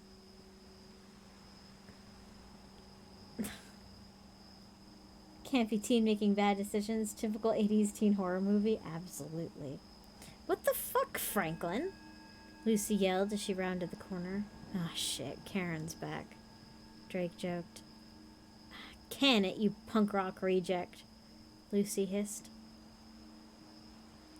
Meanwhile, back at Lucy's masterpiece, Woodstock has finally finished his masterpiece, which is a painting of a dog Snoopy, a German Shepherd mix, smoking a joint.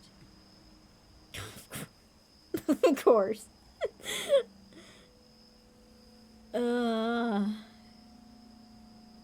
As he stepped back to admire his work, he tripped and fell on his butt. That's when he noticed the fog. "Oh man, did this all come from me?" he said as he ran his hands through the fog. He lifted his right leg and saw a thick vine with cone-shaped thorns wrapped around his ankle. Oh.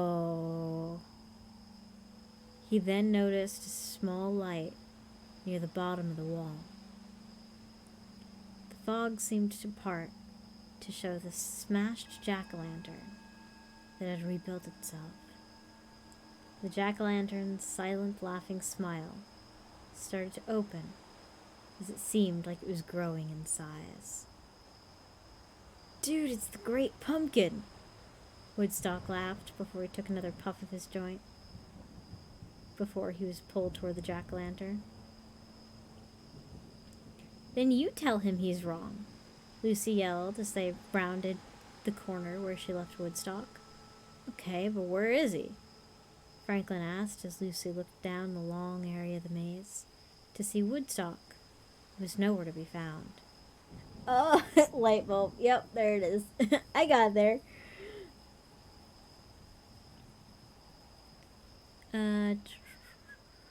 Great, but where is he?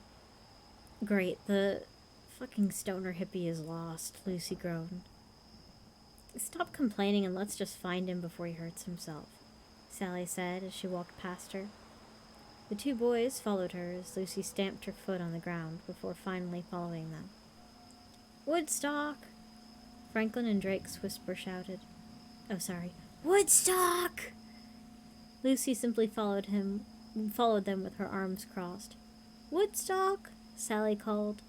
"Just let him wander around the maze. What harm will it do?" Lucy said. "If you're not going to help Lucy, then go back to the car and wait for him there," Franklin scolded.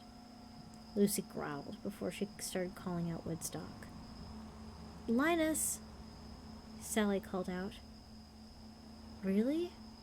We're looking for Woodstock. Who the hell is Linus? Lucy snarked. That's Woodstock's real name, Sally said. Wait, his real name is Linus? I thought it was Woodstock, Drake said. Sally looked at her friends in disgust, realizing they never took the time to ask his real name after the years he'd hung out with them. The four of them came to a T in the maze and looked down the long walls of the maze. What now? Drake asked. Might as well split up. I'll go with Drake and Sally can go with Lucy, Franklin said. Fine, Lucy said before grabbing Sally and pulling her down to the right side of the T. Uh-oh. The right side of the T. Not the left. Snake says always go left, so going right is not a good idea. Franklin and Drake looked at the two leaving the room. What the hell did I get that word from? Franklin and Drake looked at the two leaving before looking at each other and shrugging before heading down to the left side. Getting the reference yet?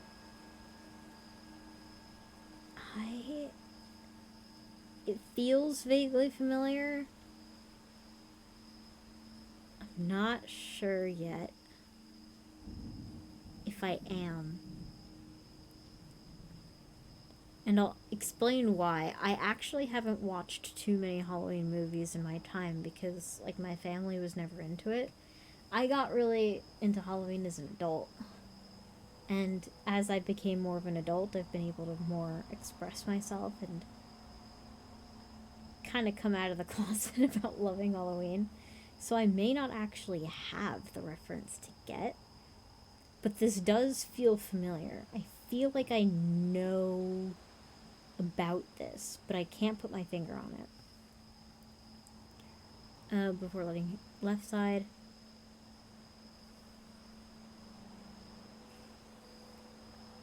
Drake and Franklin started down the long corridor of the maze when Drake stopped and asked, "Do you smell that?" This is a reference to a cartoon.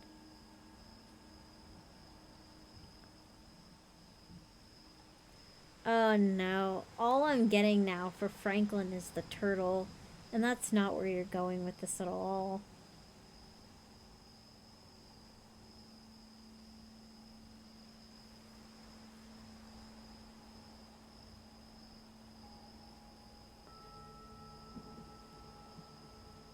Wait a second, this is... Linus is from Snoopy.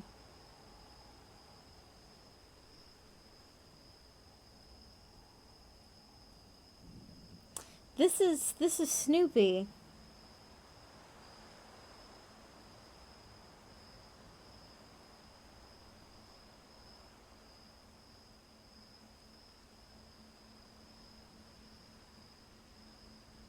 I think. Fuck, I might be wrong. You'll tell me after? Okay. Drake and Franklin started down the long corridor of the maze. When Drake stopped and asked, "Do you smell that?" Franklin sniffed the air as Drake said, "I know that smell anywhere, come on." Drake then rushed toward the end and turned a corner before sliding to a stop and shouting, "Jesus Christ!" Franklin caught up to Drake and stopped as his blood ran cold. On the floor of the maze was Woodstock, his body being devoured by jack-o'-lanterns. Each one had a thick vine with cone-shaped thorns coming out of the back of the pumpkin and going into the ground. The jack-o'-lanterns all toward the two. Their silent, laughing smiles were still on their faces. But within the smile's long, jagged shark's teeth were stained in blood. The two teens screamed and ran away from the jack-o'-lanterns that seemed to slither after them. The two teen girls walked through the maze calling for Woodstock. Well, Sally was calling for him while Lucy followed her. Lucy then asked out of the blue, "Has Franklin ever hit on you?" "What? No. Why is this relevant now? We gotta find our friend," Sally said as she called out for Woodstock.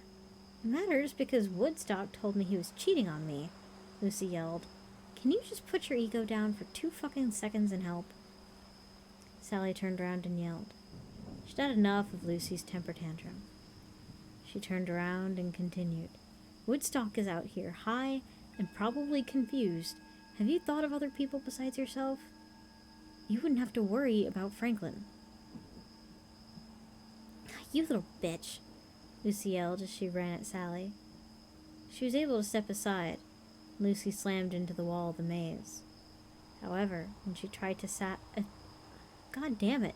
However, when she tried to attack Sally again, she felt her body stick to the wall. It was like she was glued to the wall. She began to panic as she cried, "Sally! Sally, I'm stuck!" Sally, however, was preoccupied with the 4 jack-o'-lanterns that seemed to appear on the top of the wall of the maze.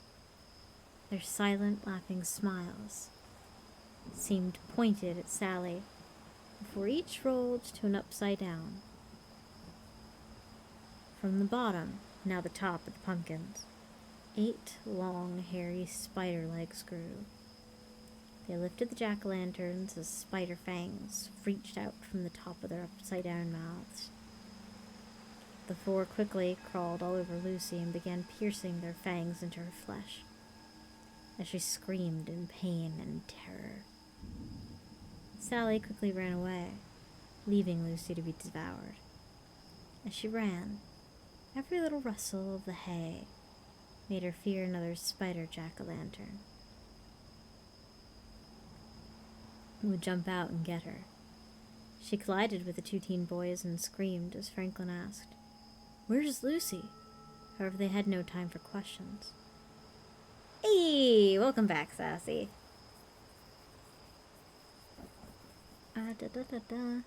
From the left side came the jack-o'-lanterns with vines coming out of their back, while the spider jack-o'-lanterns came from the right. I can tell you really hated Lucy because you had Lucy get done in by the spiders. That's a true insult coming from you, Chaos. The three looked toward the monsters and then at each other before they bolted toward the entrance of the maze. "What the fuck are those things?" Drake screamed as they raced through the maze, passing by all the graffiti. "How should I know? Just run, we'll figure all this out when we get out," Sally yelled. "Shit," Franklin yelled as he slid to a stop in front of the wall that used to be the entrance. "Where's the entrance?" Sally cried. "I don't know," Drake yelled, looking around for another route. "Drake, give me a boost up and I'll help you 2 up," Franklin said. Drake nodded and helped Franklin up onto the wall. He turned around to help Drake up, but was stopped when Sally screamed. He turned to see a massive jack-o'-lantern atop of mass of thick vines that were made up of a stick-figure body. Before Franklin could do anything, the jack-o'-lantern giant quickly came down and chomped on the top half of Franklin, completely severing his body in half. Blood exploded from his bottom half and rained down onto the teens before the giant grabbed the rest of Franklin and popped it into his mouth.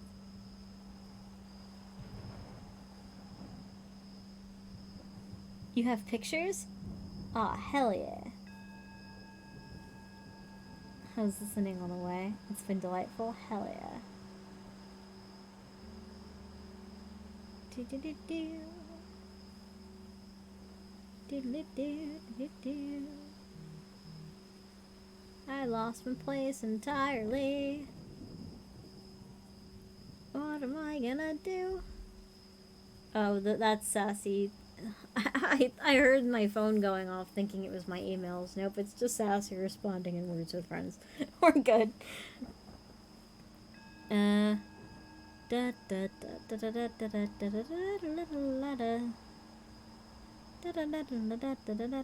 Oh, here we go. Sally looked around and saw where there was once a wall was now the continuation of the maze. She grabbed Drake and quickly ran down to the rest of the maze. The two ran for several more minutes before they came to a stop. In front of them was a pit that seemed to be bottomless. "Let me jump first. I'll grab you when you jump so that you make it," Drake said. Sally nodded. Drake took a few steps back and ran full speed toward the pit. He leaped into the air, and vines shot out of the pit and pierced his body, before quickly dragging him down into the darkness. The ground then closed up like a zipper. Sally screamed as she watched her friend disappear. "Hey!" a voice called out. Sally looked up to see Mr. Brown waving to her as he yelled, "Come on, this way!" She was hesitant, but she bolted, fearing the ground would open up and the vines would grab her. However, the ground never opened as she ran toward Mr. Brown. He grabbed her arm and led her through the maze. "What's going on?" Sally asked. "It's the maze. No one's supposed to be out here at night." "Why do you think I put the signs up?" Mr. Brown said. "Don't you think a little bit more warning would have helped?" Sally yelled. "Wouldn't a closed, no trespassing sign be enough?" Mr. Brown retorted. He suddenly fell before a vine wrapped around his leg. Sally went to help, but Mr. Brown yelled, "No, keep going. You're almost at the end. I'll be fine." Sally wasn't sure until she saw the creatures starting to close the distance. She mouthed, "I'm sorry," before running away. She turned the corner and saw the end of the maze in sight. She yelled in joy as tears fell from her eyes.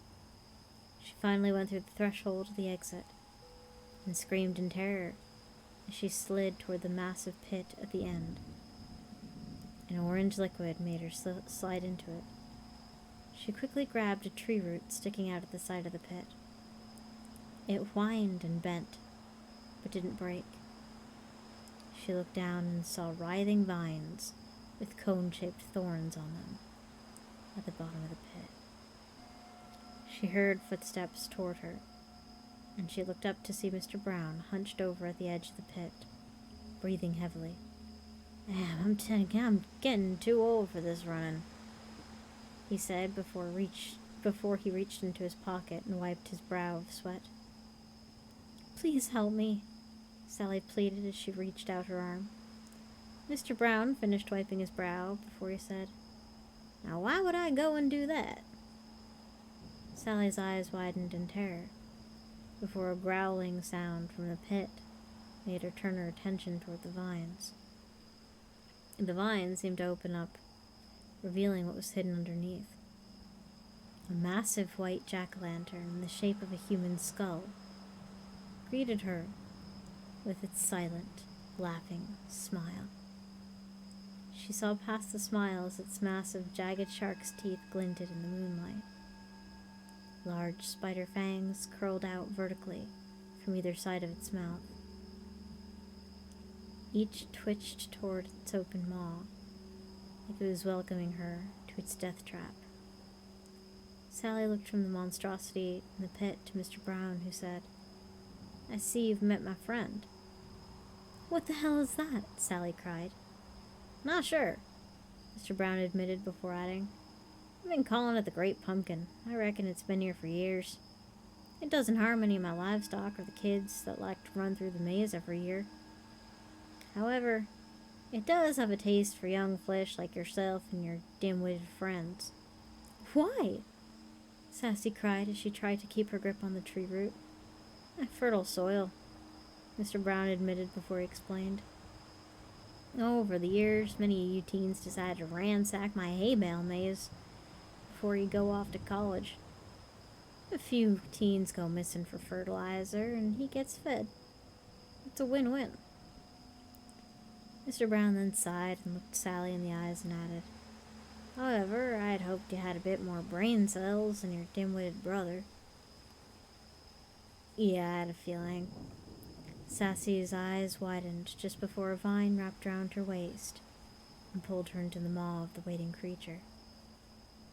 Mr. Brown turned away and lit his pipe before he walked toward his home. The sounds of bones crushing and skin being torn echoed from the pit. At least the good one survived.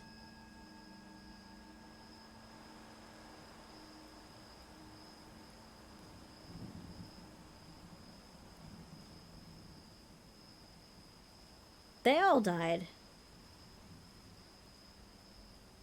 I guess there were no good ones. The next day, the pit was replaced by a large tilled ground.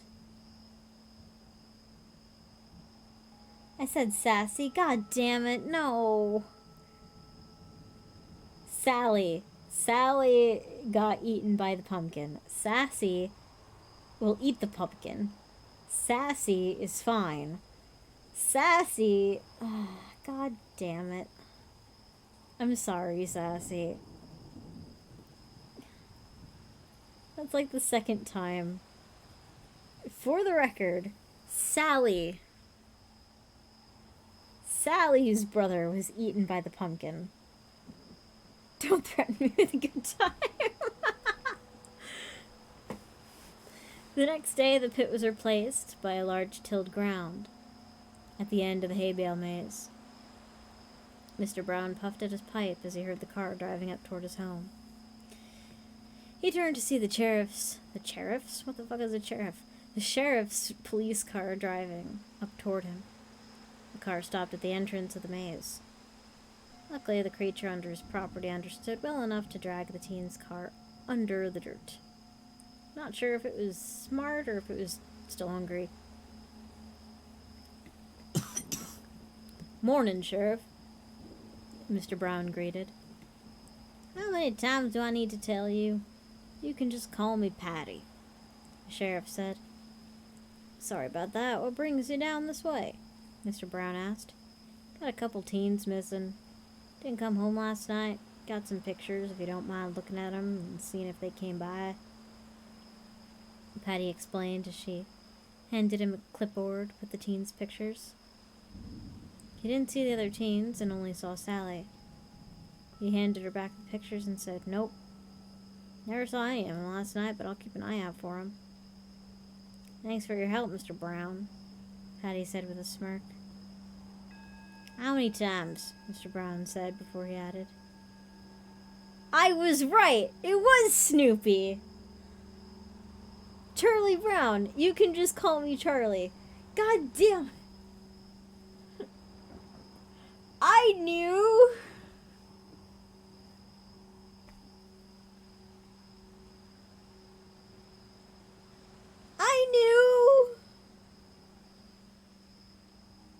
I got it eventually.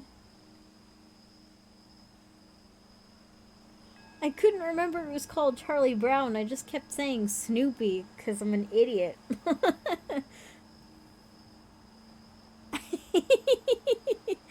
I told you Chaos's was better than mine.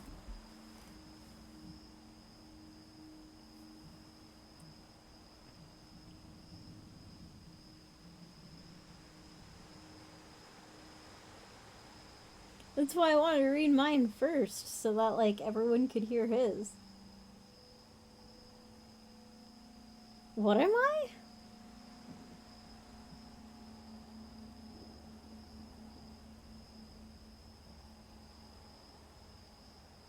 Yeah, the Great Pumpkin was said twice. Yeah.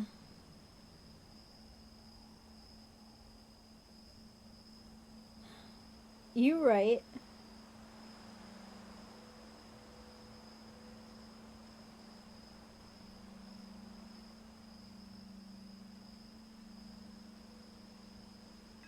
Wolfie's not an idiot. Wolfie's multitasking. That's fair. I forget that reading is actually considered multitasking. Reading and speaking. Thank you for the bit, Sassy. God, I'm glad I got to read those too.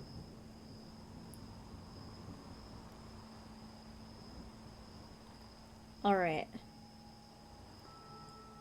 If I get time this week, I'm gonna come at you guys with like a proper Halloween story. And not like my weird Norse mythology fan fiction.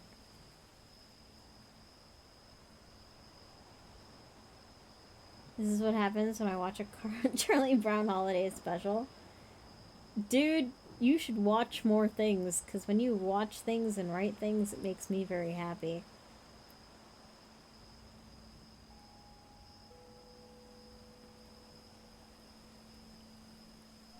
Yeah, if work lets me, I'll try to write something. No matter what I do, Chaos is always gonna have better ones. You liked the weird Morse mythology animation. Thanks, Sassy.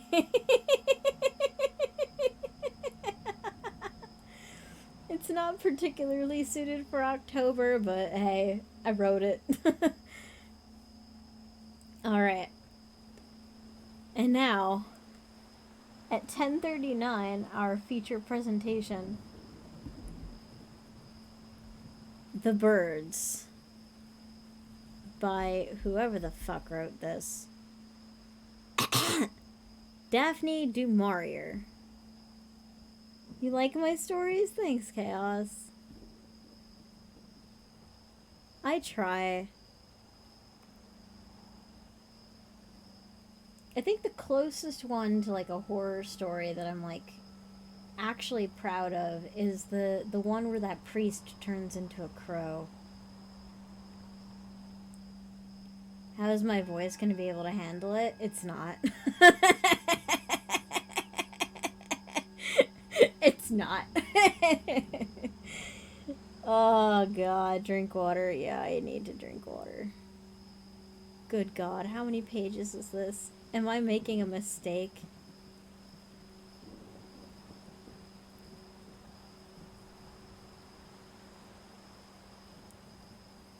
Oh man, I might be making a mistake. How long is this? I've kept you waiting for like 2 weeks though. I need to do this. Oh man, it's long. Oh no.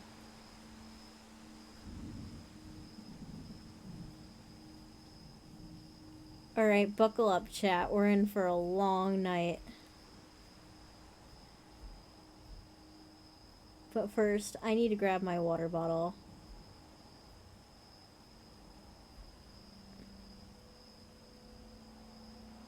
Alright.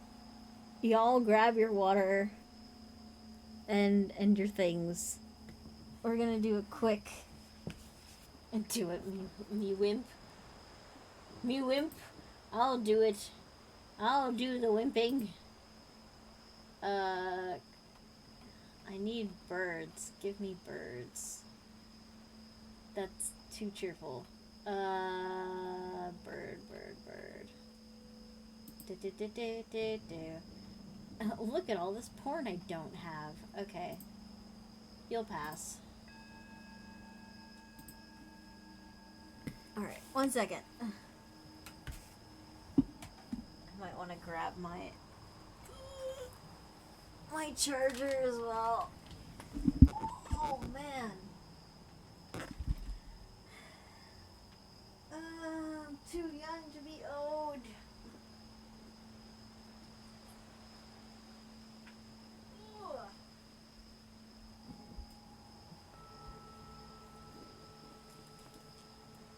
God, I don't have room on my desk for all this shit. Okay. Coincidentally, I was jump scared by a bird today. It was doing its bird thing, eating some corn in the maze. I startled it and it scared the shit out of me. That is the perfect October experience. Do you know what bird?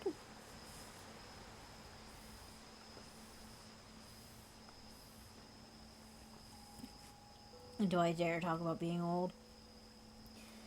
I'm not. I just took a really long hike today for mental health, and my back is...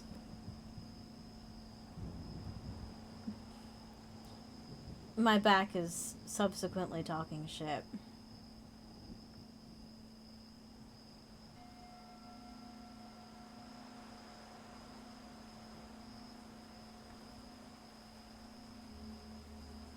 Blue, but not sure of the species? Well, if it's blue and around here, it's either an eastern bluebird or a blue jay. And if it startled you, it's probably a blue jay.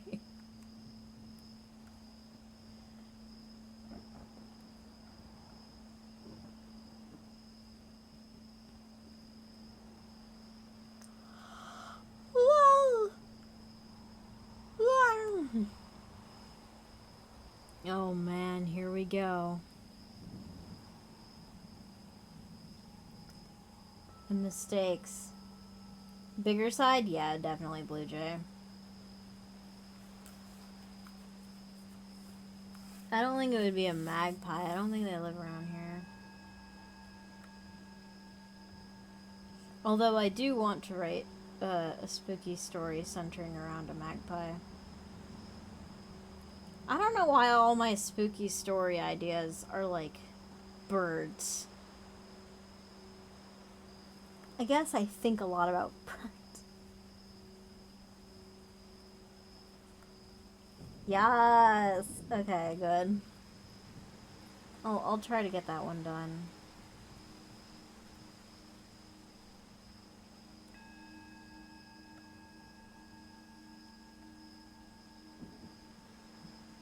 Yeah. I might try to get that one written. Oh man, I have no idea when. There are not enough spooky bird stories. It is unacceptable. It is unacceptable how few there are. It is not okay.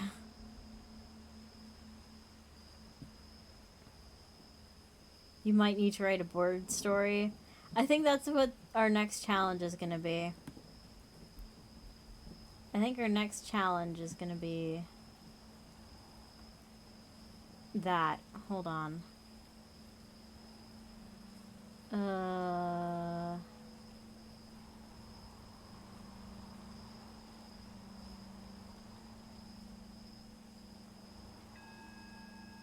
Oh, Chaos. I have a spooky idea for you.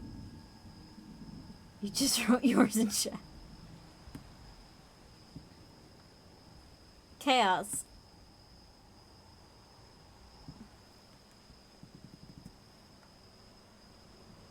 Chaos, you don't have to do this. I'm gonna DM you. Let me know what you think.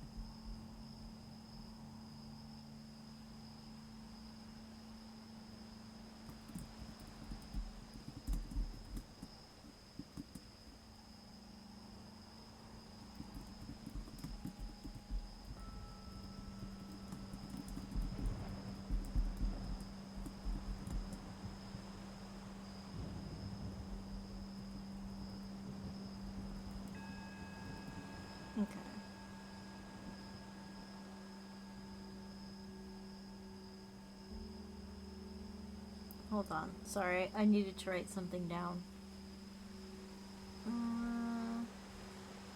Here we go. Da, da, da, da. Alright. Shit. Fuck. God damn it. Hold on. Fuck. Shit. No. Okay, here we go. Oh man, this thing needs juice. Oh boy. 1 hour and 8 minutes remaining. Oh, that's not gonna be enough.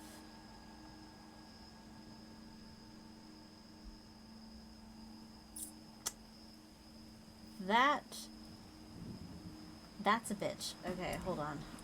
I should have charged this before. I wasn't smart enough.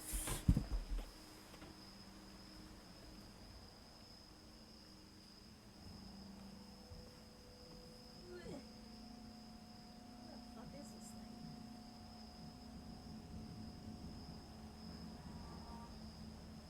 That's where my haircut is. That doesn't help much.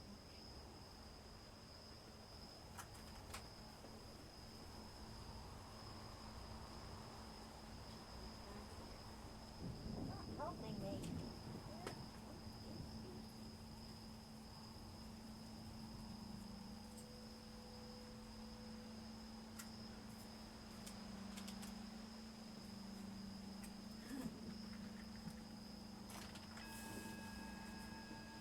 Wolfie is smart, they just have a lot on their plate. Thank you, Sassy.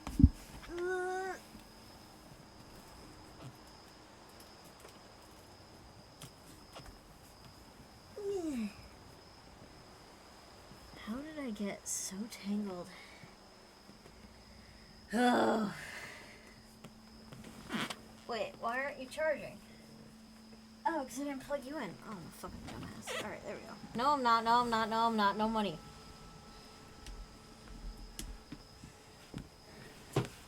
Ugh. Okay. Oh. Ladies and gentlemen, the feature presentation. Oh. Featuring water. You're right. You're right. Oh.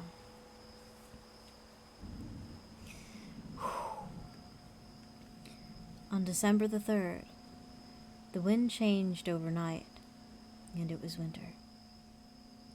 Until then, the autumn had been mellow, soft. The leaves had lingered on the trees, golden and red, and the hedgerows were still green. The earth was rich, where the plow had turned it. Nat Hawken, because of a wartime disability, had a pension and didn't work full-time at the farm. He worked 3 days a week, and they gave him the lighter jobs, hedging, thatching, repairs to the farm buildings. Although he was married with children, he was a solitary disposition. He liked best to work alone. It pleased him when he was given a bank to build up, or a gate to mend at the far end of the peninsula, where the sea surrounded the farmland on either side. Then at midday, he would pause to eat the pasty? Pastry?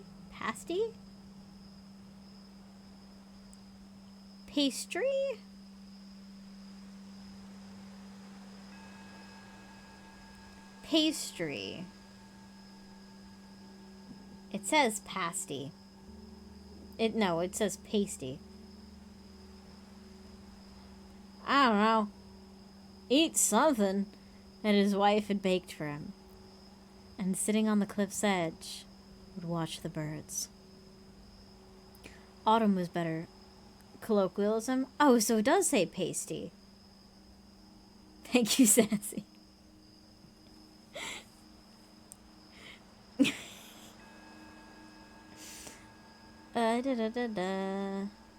Autumn was better. Autumn was best for this. Better than spring. In spring, the birds flew inland, purposeful, intent. They knew where they were bound. The rhythm and ritual of their life brooked no delay. At autumn, those had not migrated overseas, but remained past the winter, were caught up in the same driving urge, but because migration was denied, them followed a pattern of their own.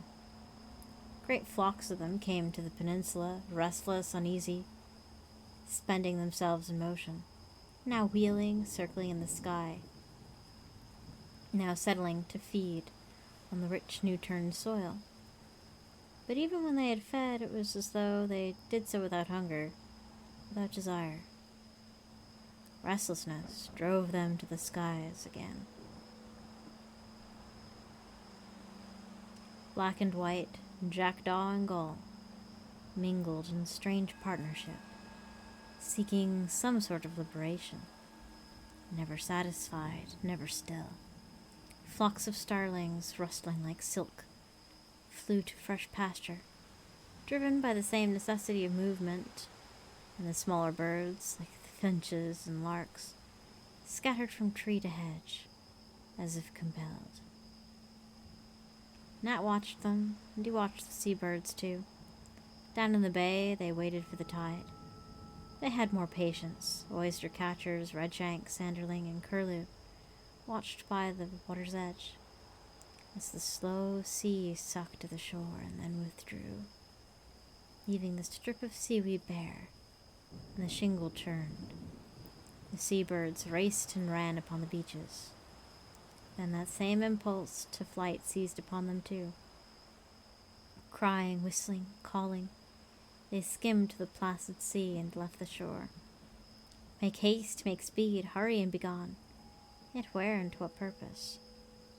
The restless urge of autumn, unsatisfying, sad, had put a spell on them.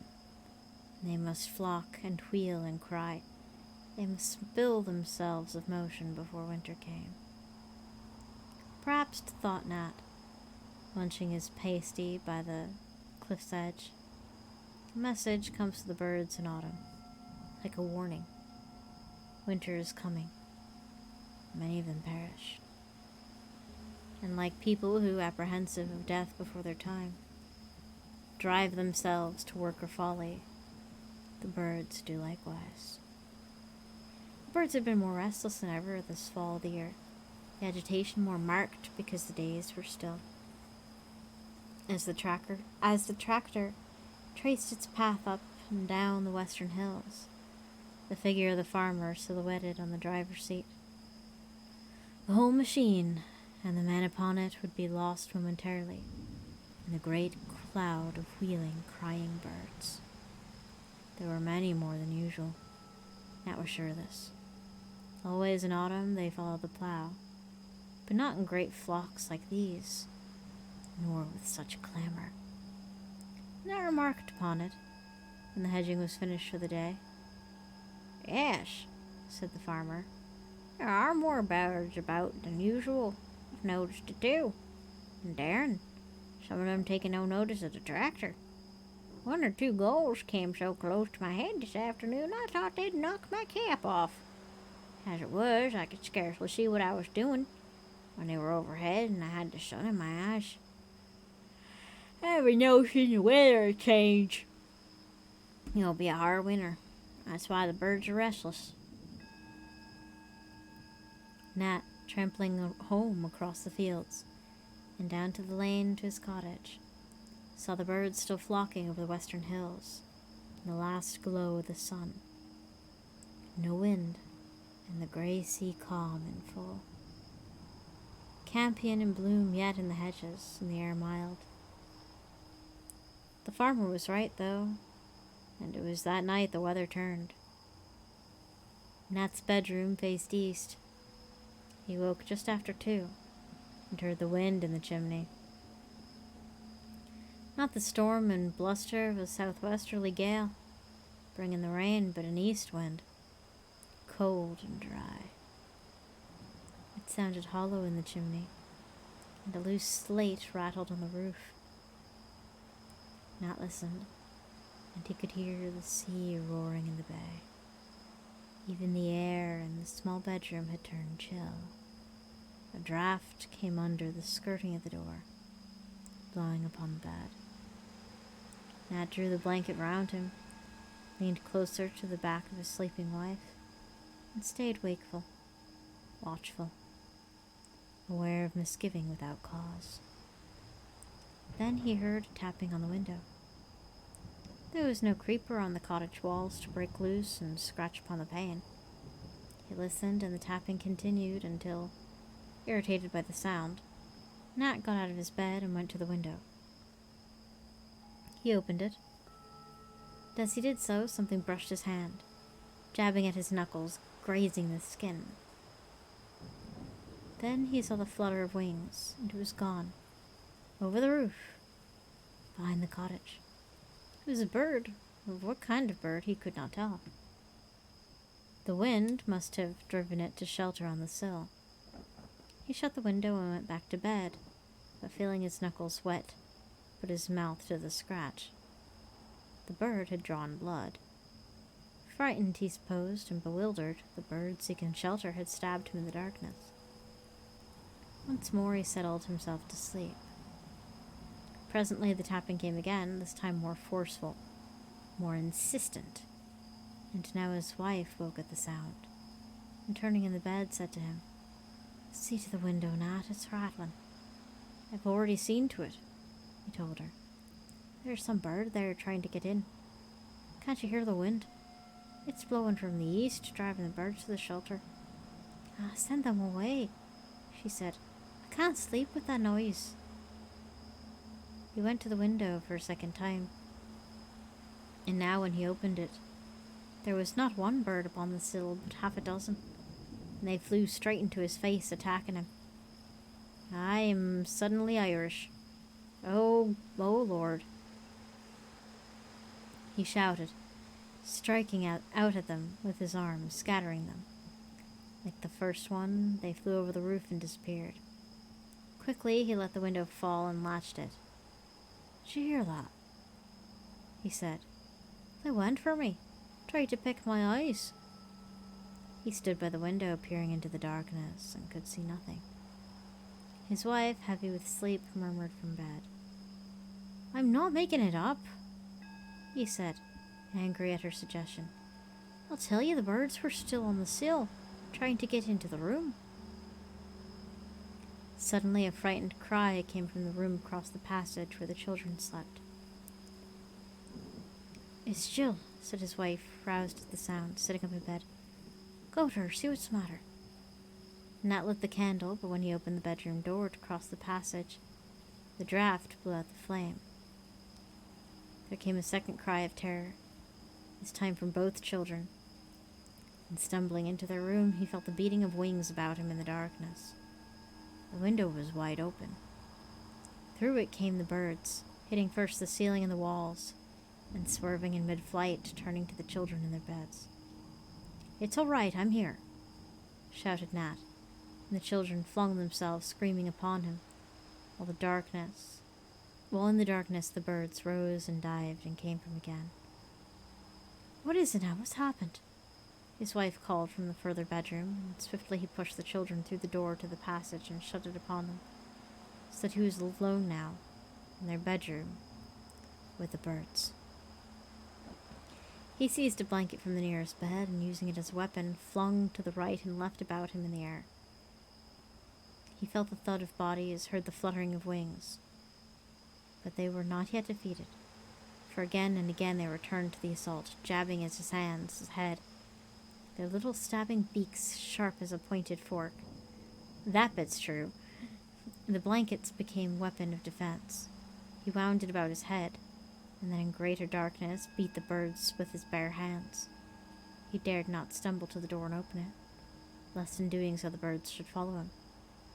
How long he fought with them in the darkness, he could not tell. But at last the beating of the wings around him lessened and then withdrew. And through the density of the blanket he was aware of light. He waited, listened. There was no sound except for the fretful crying of one of the children from the bedroom beyond. The fluttering, the whirring of the wings had ceased. He took the blanket from his head and stared about him. Cold gray morning light exposed the room. Dawn in the open window had called the living birds. The dead lay on the floor. Nat gazed at the little corpses, shocked and horrified. They were all small birds, none of any size. There must have been 50 of them lying there on the floor. There were robins, finches, sparrows, blue tits, larks, and bramblings. Birds that by nature's law kept their own flock in their own territory, and now, joining one another in their urge for battle, had destroyed themselves against bedroom walls, and the strife had been destroyed by him. Some had lost feathers in the fight, others had blood, his blood, on their beaks. Sickened, Nat went to the window and stared out across the patch of garden into the fields. It was bitter cold, and the ground had all the hard, black look of frost. Not white frost, to shine in the morning sun, but the black frost that the east wind brings. The sea, fiercer now with turning tide, white-capped and steeped, broke harshly in the bay. Of the birds there were no sign. Not a sparrow chattered in the hedge beyond the garden gate. No early missel thrush or blackbird pecked the grass for worms. There was no sound at all but the east wind and the sea. Nat shut the window and the door of the small bedroom and went back across the passage to his own. His wife sat up in bed, one child asleep beside her, the smaller in her arms, his face bandaged. The curtains were tightly drawn across the window and the candles lit. Her face looked garish in the yellow light. She shook her head for silence. "He's sleeping now," she whispered. "But only just. Something must have cut him. There was blood at the corner of his eyes. Jill said it was the birds. She said she woke up and the birds were in the room." His wife looked up at Nat, searching his face for confirmation. She looked terrified, bewildered, and he did not want her to know that he was also shaken, dazed almost, by the events of the past few hours. "There are birds in there," he said. "Dead birds, nearly 50 of them. Robins, wrens." "Not wrens!" "All the little birds from hereabouts. It's as though madness seized them, with the east wind." He sat down on the bed beside his wife and held her hand. "It's the weather," he said. "It must be that. It's the hard weather. They aren't the birds, maybe, from here round. They've been driven down from up country." "But not," whispered his wife. "It's only this night that the weather turned. There's been no snow to drive them, and they can't be hungry yet. There's food for them out there in the fields." "It's the weather," Nat replied. "I tell you, it's the weather." His face was true dawn and tired like hers. They stared at one another for a while without speaking. "I'll go downstairs and make a cup of tea," he said. The sight of the kitchen reassured him. The cups and saucers neatly stacked upon the dresser, the table and chairs, his wife roll of knitting on her basket chair, children's toys in a cupboard in the corner. He knelt down, raked out the old embers, and relit the fire. The glowing sticks brought normality, the steaming kettle and the brown teapot comfort and security. He drank his tea, carried a cup up to his wife. Then he washed in the scullery, and putting on his boots, opened the back door. "You're not going to clean the room? Okay."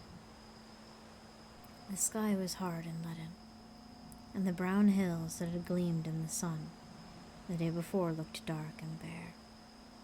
The east wind, like a razor, stripped the trees, and the leaves, crackling and dry, shivered and scattered with the wind's blast. Nat stubbed the earth with his boot. 'Twas frozen hard. He'd never known a change so swift and sudden. Black winter had descended in a single night. The children were awake now.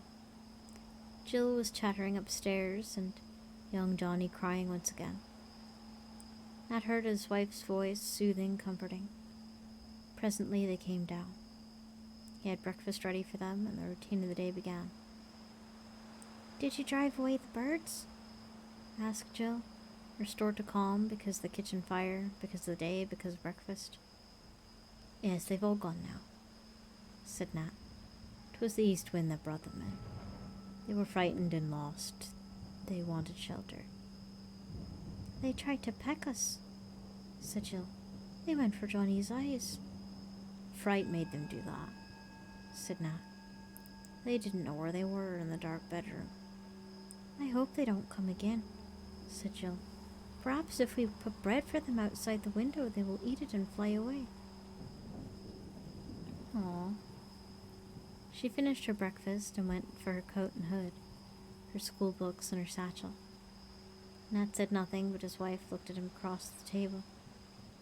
A silent message passed between the two. "I'll walk with her to the bus," he said. "I don't go to the farm today." And while the child was washing in the scullery, he said to his wife, "Keep all the windows closed and the doors too, just to be on the safe side. I'll go to the farm, find out if they heard anything in the night." Then he walked with his small daughter up the lane. She seemed to have forgotten her experience of the night before. She danced ahead of him, chasing the leaves, her face whipped with the cold and rosy under the pixie hood. "Is it going to snow, Dad?" she said. "It's cold enough." He glanced up at the bleak sky, felt the wind tear at his shoulders. "No," he said. "It's not going to snow. This is a black winter, not a white one." All the while he searched the hedgerows for the birds, glanced over top of them and the fields beyond, looked to the small wood above the farm where the rooks and jackdaws gathered. He saw none. Their children waited by the bus stop, muffled, hooded like Jill, faces white and pinched with cold. Jill ran to them, waving. "My dad says it won't snow," she called. "It's going to be a black winter." She said nothing of the birds. She began to push and struggle with another little girl. The bus came ambling up the hill. Nat saw her onto it, then turned and walked back toward the farm. It was not his day for work, but he wanted to satisfy himself that all was well. Jim the cowman was clattering around in the yard. "Boss around?" asked Nat. "Gone to market," said Jim. "It's Tuesday, innit?" He clumped off round the corner of the shed. He had no time for Nat. Nat was said to be superior, read books and the like. Nat forgotten it was Tuesday. It showed how the events of the preceding night had shaken him. He went to the back door of the farmhouse and heard Mrs. Trigg singing in the kitchen, the wireless making a background noise to her song. "Are you there, missus?" called out Nat. She came to the door beaming, broad, a good-tempered woman. "Hello, Mr. Halkin," she said. "Can you tell me where this cold is coming from? Is it Russia? I've never seen such a change. What's going on? The wireless says something to do with the Arctic Circle." "We didn't turn on the wireless this morning," said Nat. "Fact is, we've had troubles in the night." "Kitty's poorly." "No." He hardly knew how to explain it. Now in the daylight, the Battle of the Birds would sound absurd. He tried to tell Miss Trigg what had happened, but he could see from her eyes that she thought his story was the result of a nightmare. "Sure, they were proper real birds," she said, smiling, "with feathers and all. Not the funny-shaped kind that the men see after closing hours on Sunday night." "Mrs. Trigg," he said, There are 50 dead birds, robins, wrens, and such lying low on the floor of the children's bedroom. They went for me, they tried to go for young Johnny's eyes. Mrs. Trigg stared at him doubtfully. Well, there now, she answered. I suppose the weather brought him. Once in the bedroom, they wouldn't know where to go. Foreign birds may be from the Arctic Circle. No, said Nat. There are birds you see about here every day. Ah, funny thing, said Mrs. Trigg. No explaining it, really. I ought to write up and go ask the Guardian. They'd have some answer for it. Well, I must be getting on. She nodded, smiled, and went back to the kitchen. Nat, satisfied, turned to the farm gate. Had it not been the corpses on the bedroom door, which he now must collect and bury somewhere, he would have considered the tale an exaggeration, too.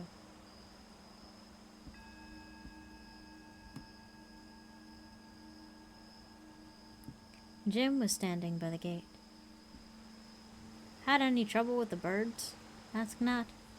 Birds? What birds? Oh, we got 'em up in our place last night. Scores of 'em. They came in the children's bedroom. Quite savage they were. Oh. It took time for anything to penetrate, Jim said.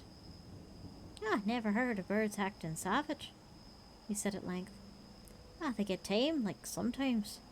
I've seen them come to the windows for crumbs. These birds last night weren't tame. No, cold maybe, hungry. They put out some crumbs. Jim was no more interested than Mrs. Trigg had been. It was, Nat thought, like air raids in the war. No one down on this end of the country knew what the Plymouth folk had seen and suffered. You had to endure something yourself before it touched you. He walked back down along the lane and across the stile to his cottage. He found his wife in the kitchen with young Johnny. See anyone? She asked. Mrs. Trigg and Jim, he answered. You don't think they believed me? Anyway, nothing wrong up there. You might take the birds away, she said. I daren't go in the room and make the beds till you do. I'm scared. Nothing to scare you now, said Nat. They're dead, aren't they? He went up with a sack and dropped the stiff bodies into it one by one. Yes, there were 50 of them all told. Just the ordinary common birds of the hedgerow. Nothing as large as even a thrush. Must have been a fright that made them act the way they did. Blue tits, friends. It was incredible to think of the power of their small beaks. Jabbing at his face and hands the night before. Okay, from personal experience, it hurts. Like, particularly chickadees, like those tits, they'll get you. Wrens, not so much. He took the sack out to the garden and was faced now with a fresh problem. The ground was too hard to dig. It was frozen solid, yet no snow had fallen. Nothing had happened in the past hours but the coming of the east wind. It was unnatural, queer. The weather prophets must be right. The change was something connected to the Arctic Circle.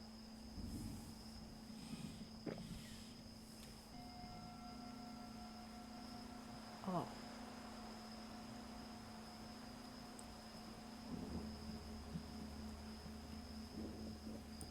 The wind seemed to cut him to the bone as he stood there, uncertainly, holding the sack.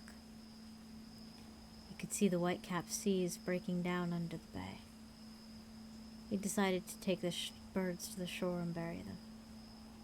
When he reached the beach below the headland, he could scarcely stand. The force of the east wind was so strong. It hurt to draw breath, and his bare hands were blue. Never had he known such cold. Not in all the bad winters he could remember. It was low tide. He crunched his way over the shingle to the softer sand, and then his back to the wind. Ground a pit in the sand with his seal. He meant to drop the birds into it, but as he opened the sack, the force of the wind carried them, lifted them, as though in flight again. And they were blown from him along the beach, tossed like feathers, spread and scattered, the bodies of 50 frozen birds. There was something ugly in the sight. He did not like it. The dead birds were swept away from him by the wind. The tide will take them when it turns, he said to himself. He looked out to the sea and watched the crested breakers combing green. They rose stiffly, curled, and broke again. And because it was ebb tide, the roar was distant, more remote, lacking the sound and thunder of the flood. Then he saw them, the gulls, out there riding the seas. What he had thought to be at first to be the whitecaps of the waves were gulls. Hundreds, thousands, tens of thousands. They rose and fell in the trough of the seas, heads to the wind, like a mighty fleet at anchor, waiting on the tide. To eastward and to the west the gulls were there. They stretched as far as his eye could reach, in close formation, line upon line. Had the sea been still, they would have covered the bay like a white cloud, head to head, body packed to body. An east wind, whipping the sea to breakers, hid them from the shore. Nat turned and, leaving the beach, climbed the steep path home. Someone should know of this. Someone should be told. Something was happening. Because the east wind and the weather, he did not understand. He wondered if he should go to the call box by the bus stop and ring up the police. What could they do? What could anyone do? Tens of thousands of gulls riding the sea there in the bay because of a storm, because of hunger. The police would think him mad or drunk, or take the statement from him with great calm. Thank you, yes, the matter has already been reported. Hard weather is driving the birds inland in great numbers. Nat looked about him. Still no sign of any other bird. Perhaps the cold had sent them all up from up country. As he drew near to the cottage, his wife came to meet him at the door. She called to him. Nat, she said, it's on the wireless. I just read out a special news bulletin. I've written it down. What's on the wireless? He said. About the birds, she said. It's not only here, it's everywhere in London, all over the country. Something has happened to the birds. Together they went into the kitchen. He read the piece of paper lying on the table. Statement from Home Office at 11 a.m. today. Reports from all over the country are coming in hourly about the vast quantity of birds flocking above towns, villages, and outlying districts, causing obstruction and damage and even attacking individuals.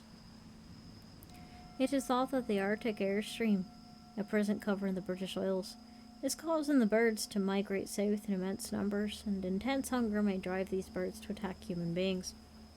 Householders are warned to see to their windows, doors, and chimneys, and to take reasonable precautions for the safety of their children. A further statement will be issued later.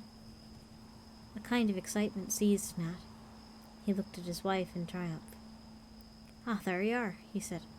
Let's hope they'll hear that at the farm. Miss Trigg will know it wasn't any story, it's true. All over the country. I've been telling myself all morning there's something wrong. And just now down on the beach I looked out to sea and there's gulls, thousands of them, tens of thousands. You couldn't put a pin between their heads, and they're all out there riding the sea waiting. Oh, what are they waiting for, Nat? She asked. He stared at her and looked down at the piece of paper. I don't know, he said slowly. It says here the birds are hungry. He went over to the drawer where he kept his hammers and tools. What are you going to do, Nat? See to the windows and the chimneys too, like they tell you. You think they'd break in with the window shut? Those sparrows and robins and such. Why, how could they? He did not answer. He was not thinking of the robins and sparrows. He was thinking of the gulls. He went upstairs and worked there the rest of the morning, boarding the windows of the bedrooms, filling the chimney bases. Good job it was his free day and he was not working at the farm. It reminded him of the old days at the beginning of war. He was not married then, and he had made all the blackout boards for his mother's house in Plymouth. Made the shelter too. Not that it had been any use when the moment came. He wondered if they were going to take these precautions up at the farm, He doubted it. Too easy going. Harry Trigg and his missus, maybe they'd laugh at the whole thing. Go off to a dance or a whist drive. Dinner, Shorty? She called him from the kitchen. All right, coming down. He was pleased with his handiwork. The frames fitted nicely over the little panes at the base of the chimney. When dinner was over and his wife was washing up, Nat switched on the same... Nat switched on the 1 o'clock news. The same announcement was repeated. The one she had taken down during the morning. But the news bulletin enlarged upon it. The flocks of birds have caused dislocation in all areas, read the announcer. And in London the sky was so dense at 10 o'clock this morning that it seemed as though the city was covered by a vast black cloud. The birds settled on rooftops, on window ledges, and on chimneys. The birds included blackbird, thrush, the common house sparrow, and it might be as expected in the metropolis, a vast quantity of pigeons and starlings, and the frequenter of the London River, the black-headed gull. The sight has been so unusual that traffic came to a standstill in many thoroughfares. Work was abandoned in shops and offices, and the streets and pavements were crowded with people standing about to watch the birds. Various incidents were recounted, and the suspected reason of cold and hunger stated again, and warnings to householders repeated. The announcer's voice was smooth and suave. Nat had the impression that this man in particular treated the whole business as he would an elaborate joke. There would be others like him, hundreds of them, who did not know what it was to struggle in the darkness with a flock of birds. There would be parties tonight in London, like the ones they gave on election nights. People standing about, shouting and laughing, getting drunk. Come and watch the birds. Nat switched off the wireless. He got up and started to work on the kitchen windows. His wife watched him, young Johnny at her heels. What, boards for down here too? She said. I'll have to light up before 3 o'clock. I'll see no call for boards down here. Better be sure than sorry, answered Nat. I'm not going to take any chances. What they ought to do, she said, is call the army out and shoot the birds. That would soon scare them off. Let them try, said Nat. How'd they set about it? They have the army to the docks, she answered. When the dockers strike, the soldiers go... Oh my God. When the dockers strike, the soldiers go down and unload the ships. Oh, I read that wrong. Yes, said Nat. And the population of London is 8 million or more. Think of all the buildings, all the flats and houses. You think they've had enough soldiers going around shooting birds from every roof? I don't know, but something should be done. They ought to do something. Nat thought to himself that they were no doubt considering the problem at that very moment, but whatever they decided to do in London and the big cities would not help the people a year 300 miles away. Each householder must look after his own. How are we off for food? He said. Now, Nat, whatever next? Never mind. What have you got in the larder? It's shopping day tomorrow, you know that. I don't keep uncooked food hanging about, it goes off. Butcher doesn't call till the day after. But I can bring back something when I go in tomorrow. Nat did not want to scare her. He thought it possible that she might not go to town tomorrow. He looked in the larder himself, in the cupboard where she kept her tins. That would do for a couple days. Bread was low. What about the baker? He comes tomorrow too. He saw she had flour. If the baker did not call, she had enough to bake 1 loaf. We'd be better off in the old days, he said, when the woman baked twice a week and the pilchers salted and there was food for a family to last a siege if need be. I've tried the children with tinned fish, they don't like it, she said. Nat went on hammering the boards across the kitchen windows. Candles, they were low on candles too. There must be another thing she meant to buy tomorrow. Well, it couldn't be helped. They must go to bed early tonight. That was if... He got up and went out the back door and stood in the garden, looking down toward the sea. There had been no sun all day, and now, at barely 3 o'clock, a kind of darkness had already come. the sky sullen, heavy, colorless like salt.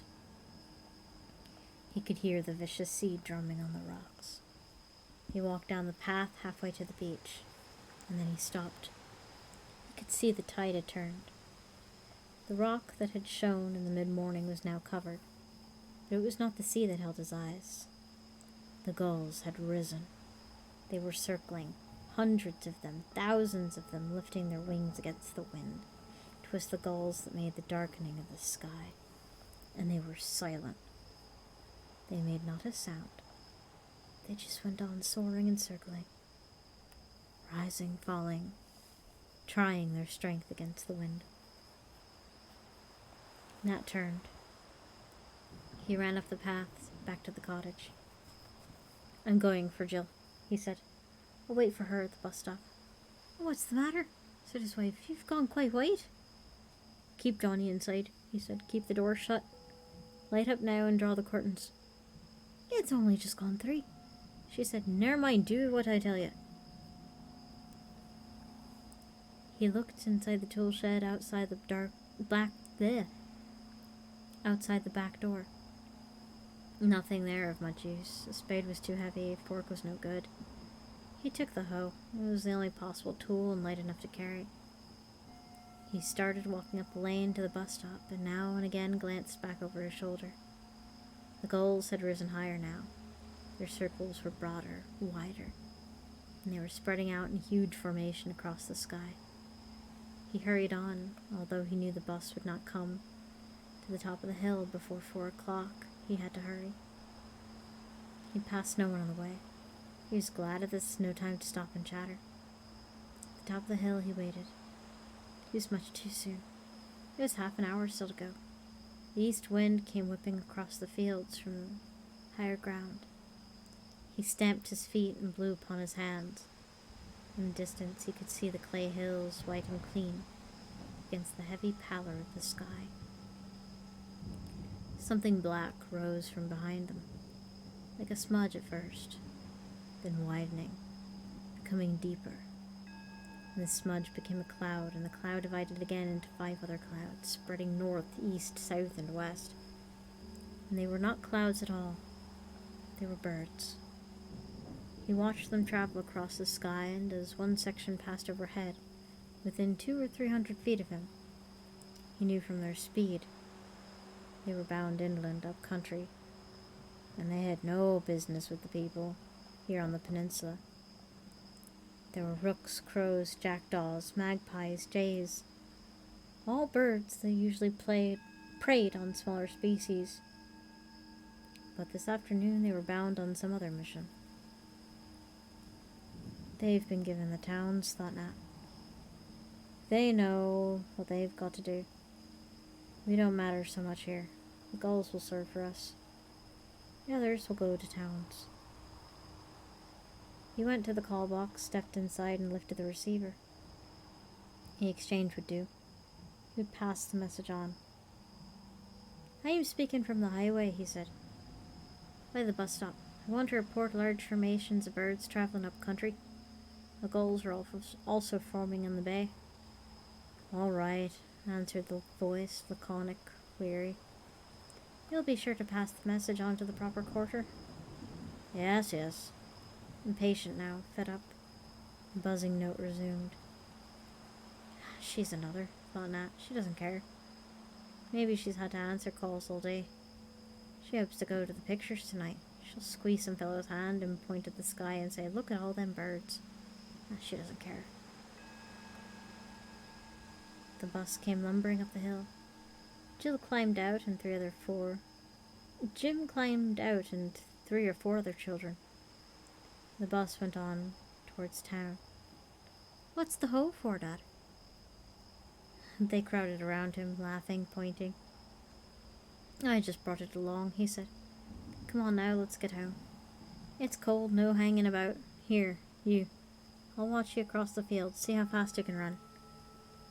He was speaking to Jill's companions, who'd came from different families, living in the council houses. A short cut would take them to the cottages. "We want to play a bit in the lane," said one of them.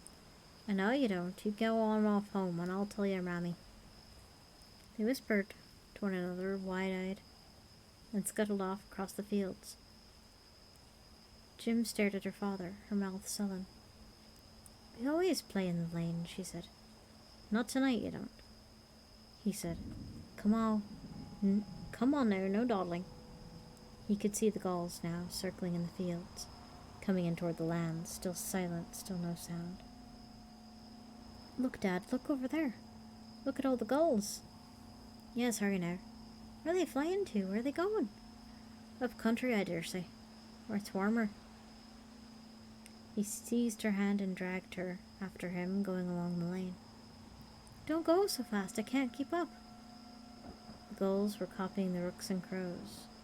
They were spreading out into formation across the sky. They headed in bands of thousands to the 4 compass points. Dad, what is it? What are the gulls doing? They were not intent upon their flight as the crows, as the jackdaws has been.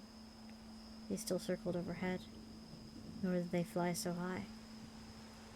It was as though they waited upon some signal, as though some decision had yet to be given. The order was not clear. Do you want me to carry you, Jill? Here, come pick it back. This way he might put on speed, but he was wrong. Jill was heavy. She kept slipping, and she was crying too. His sense of urgency, of fear, had communicated itself to the child. I wish the gulls would go away. I don't like them. They're coming closer to the lane. He put her down again. He started running, swinging Jill after him. As they went past the farm, turning, he saw the farmer backing his car to the garage. Nat called to him. Can you give us a lift? He said. What's that? Mr. Trigg turned in the driving seat and stared at them. Then a smile came upon his cheerful, rubicund face. It looks as though we're in for some fun, he said. Have you seen the gulls? Jim and I are going to take a crack at them. Aaron's gone bird crazy, talking of nothing else. Harry, you were troubled in the night. Want a gun? Nat shook his head. The small car was packed. There was just room for Jill if she crouched on top of the petrol tins in the back seat. I don't want a gun, said Nat, but I'd be obliged if you'd run Jill home. She's scared of the birds. He spoke briefly. He did not want to talk in front of Jill. Okay, said the farmer. I'll take her home. Why don't you stop behind and join the shooting match? I'll make the feathers fly. Jim climbed in, and turning the car, the driver sped up the lane. Nat followed after. Trigg must be crazy. What use was a gun against a sky of birds? Now Nat was not responsible. Now that Nat was not responsible for Jill, he had time to look around about him. The birds were circling still above the fields, mostly herring gull, with the black-headed gull among them. Usually they kept apart. Now they were united. Some bond had brought them together. It was the black-backed gull that attacked the smaller birds, and even the newborn lambs, so he heard. He'd never seen it done. He remembered this now, though, looking above him in the sky. They were coming in toward the farm. They were circling low in the sky, and the black-backed gulls were to the front, and the black-backed gulls were leading. The farm, then, was their target. They were making for the farm. Nat increased his pace toward his own cottage. He saw the farmer's car turn and come back along the lane. It drew up beside him with a jerk. The kid has run inside, said the farmer. Your wife was watching for her. Well, what do you make of it? They're saying in town the Russians have done it. The Russians have poisoned the birds. How could they do that? Said Nat. Ah, don't ask me. You know how stories get around. Will you join my shooting match? No, I'll get along home. The wife will be worried else. My missus said if you could eat gull, there'd be some sense in it, said Trigg. You'd have roast gull, baked gull, and pickle 'em to the bargain. You wait until I left a few barrels in the brutes. That'll scare 'em. Have you boarded your windows? Asked Nat. No, a lot of nonsense. I like to scare you on the wireless. I've had more to do today than go round boarding my windows. I'd board them now if I were you. Garn, you're windy. Like to come to our place to sleep? No, thanks all the same. Alright, see you in the morning. Give you a gull breakfast. The farmer grinned and turned his car to the farm entrance. Nat hurried on, past the little wood, past the old barn, and then across the stile to the remaining field. As he jumped the stile, he heard the whir of wings. A black-backed gull dived down at him from the sky, missed, swerved in flight, and rose to dive again. In a moment, it was joined by others, 6, 7, a dozen, blackback and herring mixed. Nat dropped his hoe. That was useless. Covering his head with his arms, he ran toward the cottage. They kept coming from him at the air, silent save for the beating of wings. The terrible, fluttering wings. He could feel blood on his hands, his wrists, his neck. Every stab of a swooping beak toward his flesh. If only he could keep them from his eyes. Nothing else mattered. He must keep them from his eyes. They had not yet learned to cling to a shoulder, how to rip clothing, how to dive en masse upon the head, upon the body. But with each dive, with each attack, they became bolder. They had no thought for themselves. They dived low and missed. They crashed, bruised, broken on the ground. As Nat ran, he stumbled, kicking their spent bodies in front of him. He found the door. He hammered upon it with his bleeding hands. Because of the boarded windows, no light shone. Everything was dark. "Let me in," he shouted. "It's not let me in." He shouted loud to make himself heard above the whir of the gull's wings. Oh no. Then he saw a gannet, poised for the dive above him in the sky. The gulls circled, retired, soared one another against the wind. Only the gannet remained. One single gannet above him in the sky. The wings folded suddenly to its body. It dropped like a stone. Nat screamed and the door opened. He stumbled across the threshold, and his wife threw her weight against the door. They heard the thud of the gannet as it fell. That is scary. Getting dive-bombed by a gannet is scary. That is terrifying. Oh my god, how much of this is left? Oh my lord, are we even halfway done?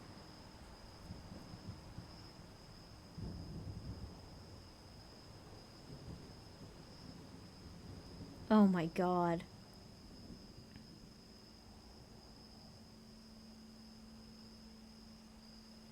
The duck's a gannet? Okay. A gannet?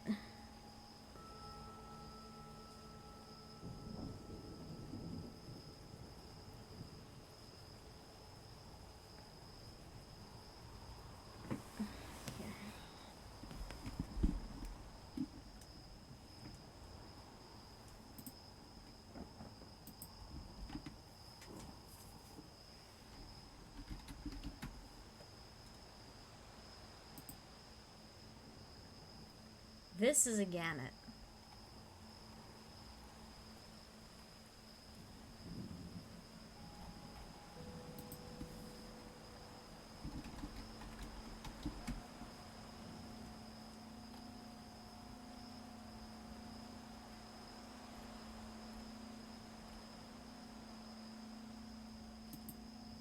This is a gannet diving.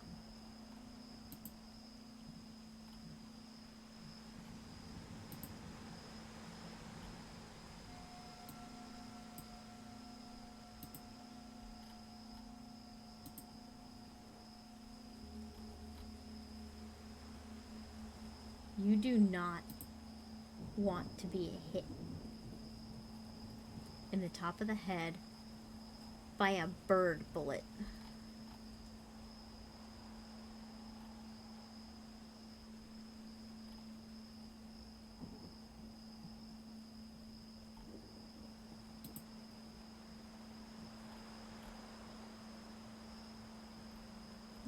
It's just not good.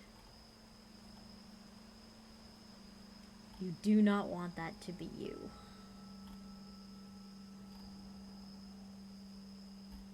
But yeah, they're fishing birds. They eat fish.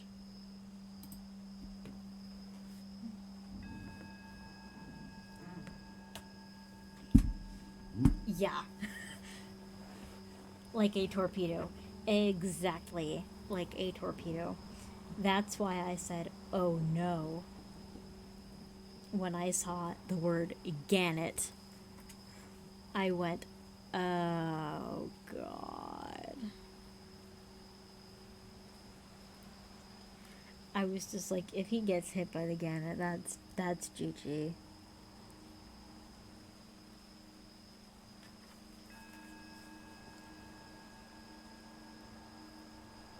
His wife dressed his wounds. They were not deep. The backs of his hands suffered the most, and his wrists. Had he not worn a cap, they would have reached his head. As to the gannet could have split his skull.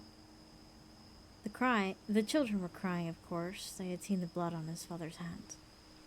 He's all right now, he told them. I'm not hurt. Just a few scratches. You play with Johnny, Jill. Mommy will wash these cuts. He half shut the door to the scullery so they could not see. His wife was ashen. She began running water from the sink. I saw them overhead, she whispered. They began collecting just as Jill ran in with Mr. Trigg. I shut the door fast and it jammed, so I couldn't open it at once when he came. Thank God they waited for me, he said. Jill would have fallen at once. One bird alone would have done it. Furtively, so as not to alarm the children, they whispered together. She bandaged his hands and back of his neck. They're flying inland, he said, thousands of them. Rooks, crows, all the bigger birds. I saw them at the bus stop. They're making for the towns. What can they do now? They'll attack. Go for everyone out in the streets. And they'll try the windows, the chimneys. Why don't the authorities do something? Why don't they get the armies? Get the machine guns, anything? There's been no time. Nobody's prepared. We'll hear what they have to say on the 6 o'clock news. Nat went back to the kitchen, followed only by his wife. Johnny was playing quietly on the floor. Only Jill looked anxious. I can hear the birds, she said. Listen, Dad. Nat listened. Muffled sounds came from the windows, from the door. Wings brushing the surface, sliding, scraping, seeking a way of entry.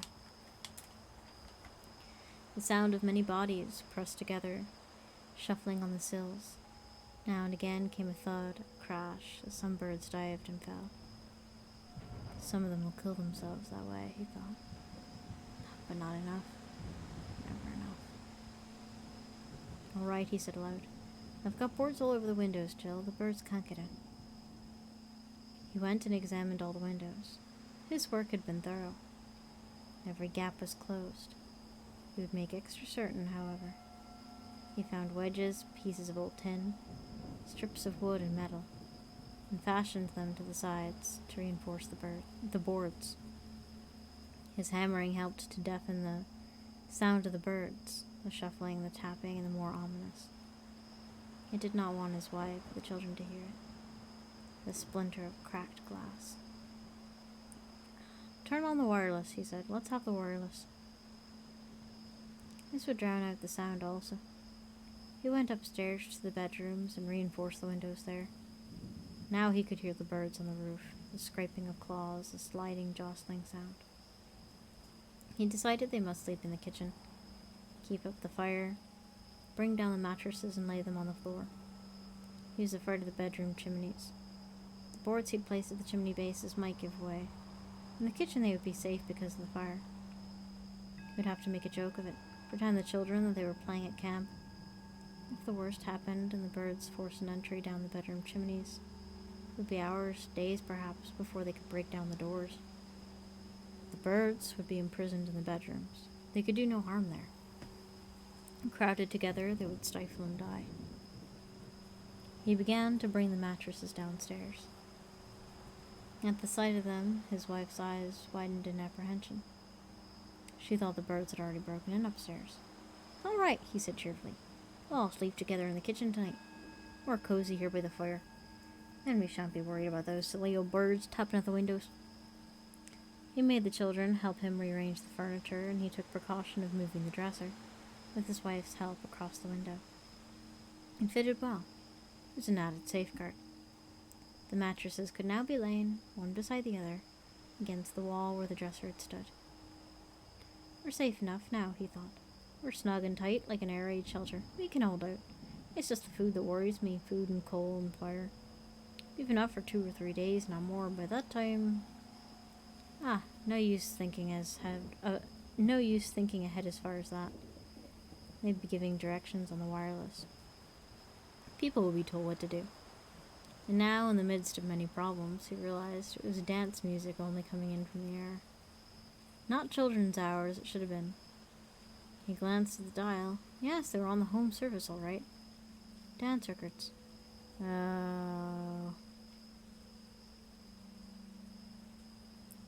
Oh no, don't tell me this is a Swan Lake situation here.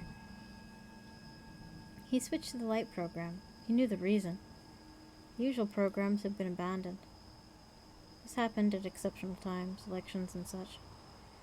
He tried to remember if it had happened in the war during the heavy raids of London, but of course the BBC was not stationed in London during the war. The programs were broadcast from other temporary quarters. We're better off here, he thought. We're better off in the kitchen with the windows and the doors boarded than they are up in the towns. Thank God we're not in the towns. At 6 o'clock, the record ceased. The time signal was given. No matter if it scared the children, he must hear the news.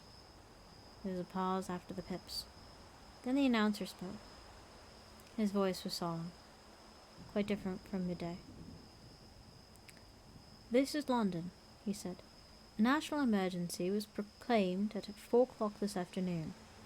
Measures are being taken to safeguard the lives and property of the population, but it must be understood that these are not easy to effect immediately, owing to the unforsaken and unparalleled nature of the present crisis.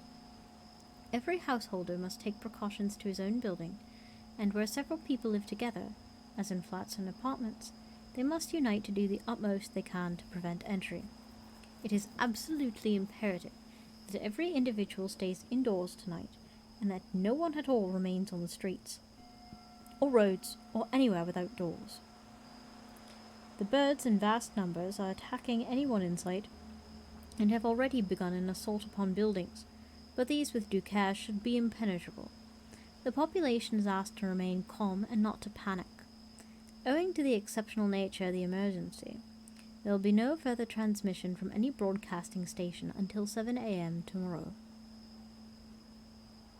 They played the national anthem. Nothing more happened. Nat switched off the set. He looked at his wife. She stared back at him. What's it mean? Said Jill. What'd the news say? There won't be any more programs tonight, said Nat. There's been a breakdown at the BBC. Yes, of the birds? Asked Jill. How the birds done it?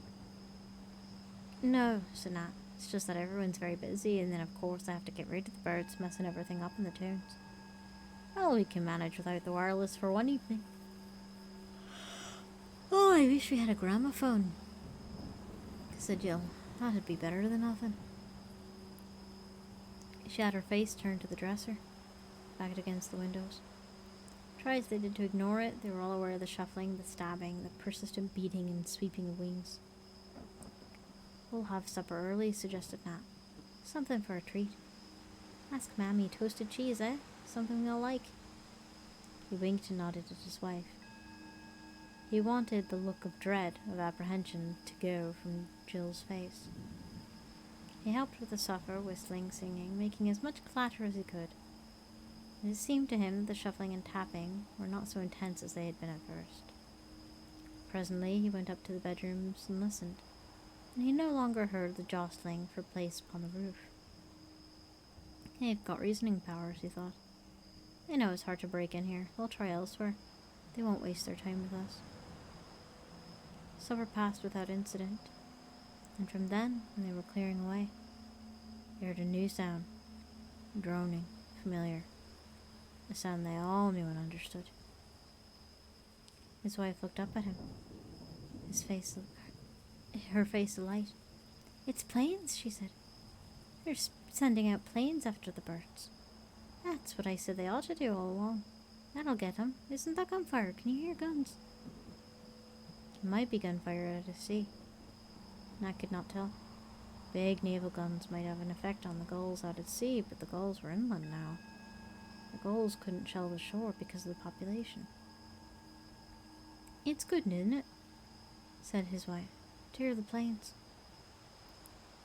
And Jill, catching her enthusiasm, jumped up and down with Donnie.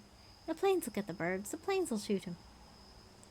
Just then they heard a crash about 2 miles distant, followed by a second and a third.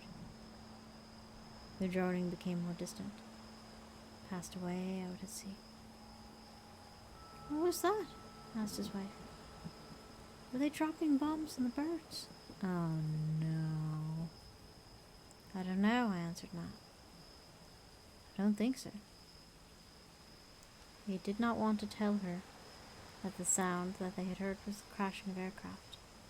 It was no doubt a venture on the part of the authorities to send out reconnaissance forces, but they might have known the venture was suicidal.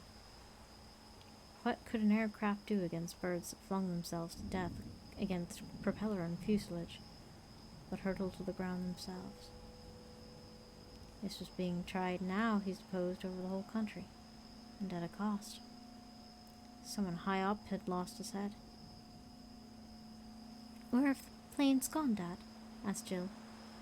"Back to base," he said. "Come on now, time to tuck in for bed." He kept his wife occupied undressing the children before the fire, seeing the bedding one thing after another, and he went round the cottage again, making sure that nothing had worked loose. There was no further drone of aircraft. The naval guns had ceased. Waste of life and effort, Nat said to himself. We can't destroy enough of them that way. Costs too heavy. There's always gas. Maybe we'll try spraying with gas, mustard gas. We'll be warned first, of course, if they do. There's one thing, the best brains of the country will be on it tonight. Somehow the thought reassured him. He had a picture of scientists, naturalists, technicians, and all those chaps they called the backroom boys, summoned to a council. They'd be working on the problem now. This was not a job for the government, for the chief of staff. They would merely carry out the orders of the scientists. They'll have to be ruthless, he thought. Or the trouble's worst, they'll have to risk more lives if they use gas. All the livestock too, and the soil. All contaminated. As long as everybody... Oh my god. As long as everybody doesn't panic. That's the trouble, people panicking, losing their heads. The BBC was right to warn us of that. Upstairs, the bedrooms were all quiet. No further scraping and stabbing at the windows. A lull in battle. Forces regrouping. Wasn't that what they called it in the old wartime bulletins? The wind hadn't dropped, though. He could still hear it roaring in the chimneys, and the sea breaking down to the shore. Then he remembered the tide. The tide would be on the turn. Maybe the lull in battle was because of the tide. There was a law some birds obeyed. It was all to do with the east wind and the tide.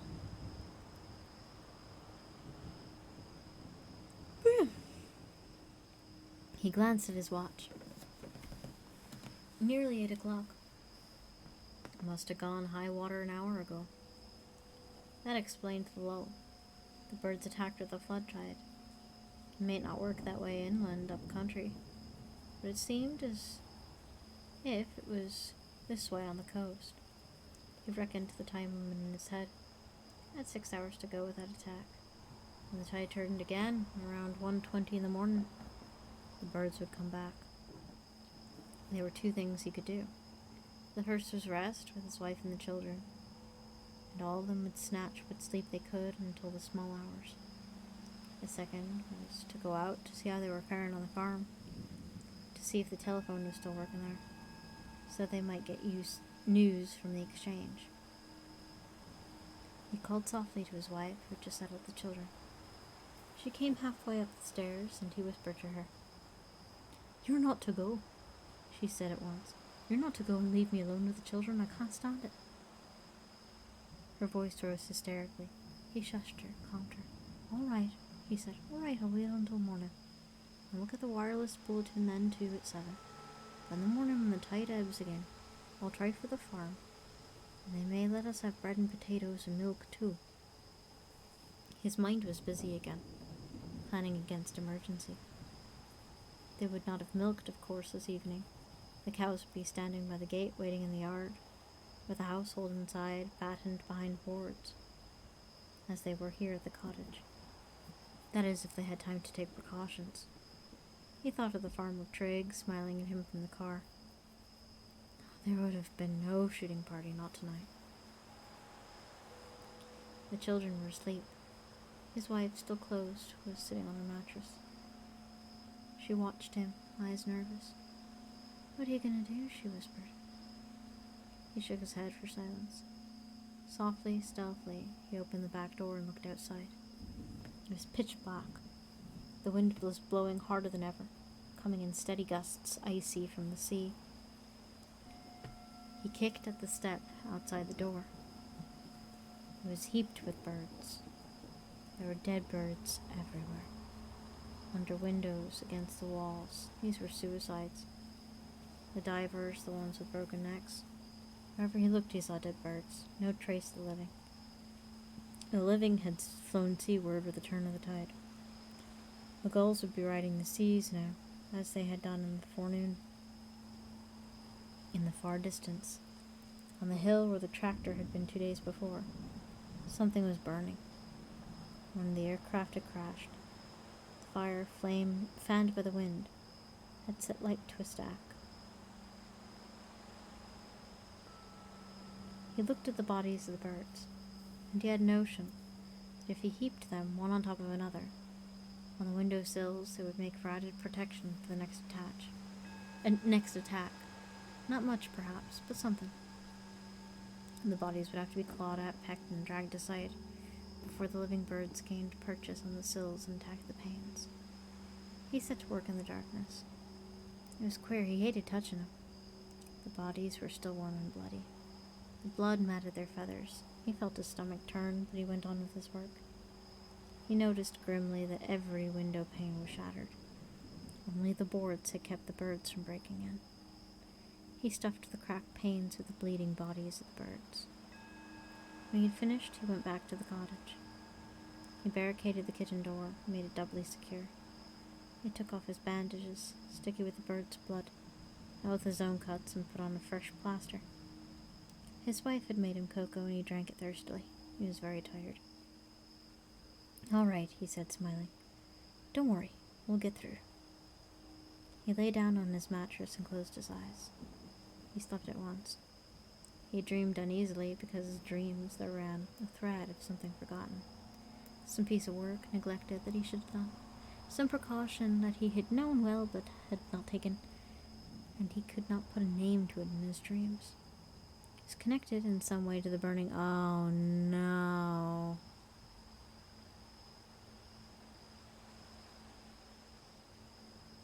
If that fire spreads, that's a problem. I was wondering why he didn't do anything about that, but I mean, what could he do? It was connected in some way with the burning aircraft and the stack on the hill. He went on sleeping, though. He did not wake. It was his wife shaking his shoulder that woke him finally.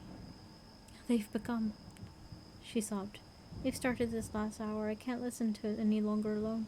There's something bad smelling too, something burning. Oh, fuck. Then he remembered. He'd forgotten to make up the fire. It was smoldering nearly out. He got up swiftly and lit the lamp. The hammering had started at the windows and doors. But it was not that he minded now. It was the smell of singed feathers. The smell filled the kitchen. He knew at once what it was. The birds were coming down the chimney, squeezing their way down to the kitchen range. He got sticks and paper and put them on embers, then reached for the can of paraffin. Stand back, he shouted to his wife. We've got to risk this. He threw the paraffin on the fire. The flame roared up the pipe. and down upon the fire fell the scorched, blackened body of the birds. The children woke, crying. "What is it?" said Jill. "What's happened?" Nat had no time to answer. He was raking bodies from the chimney, clawing them onto the floor. The flames still roared, and the danger of the chimney catching fire was one he had to take. The flames would send away the living birds from the chimney top. The lower joint was the difficulty, though. This was choked by the smoldering, helpless bodies of the birds caught by the fire. He scarcely heeded the attack on the windows and doors. Let them beat their wings, break their beaks, lose their lives in the attempt to force an entry into his home. They would not break in. He thanked God he had one of those old cottages with small windows and stout walls. Not like the new council houses. Heaven help them with the lane and the new council houses. "Stop crying," he called to the children. "There's nothing to be afraid of. Stop crying." He went on raking the burning, smouldering bodies as they fell to the fire. "This'll fetch him," he said to himself. The draft and the flames together. "We're all right, as long as the chimney doesn't catch. I ought to be shot for this. It's all my fault. Last thing I should have made up the fire. I knew there was something." Amid the scratching and tearing at the window boards came the sudden, homely striking of the kitchen clock. 3 a.m. A little more than 4 hours yet left to go. He could not be sure of the exact time of high water. He reckoned it would not turn much before 7:30, 20 to 8.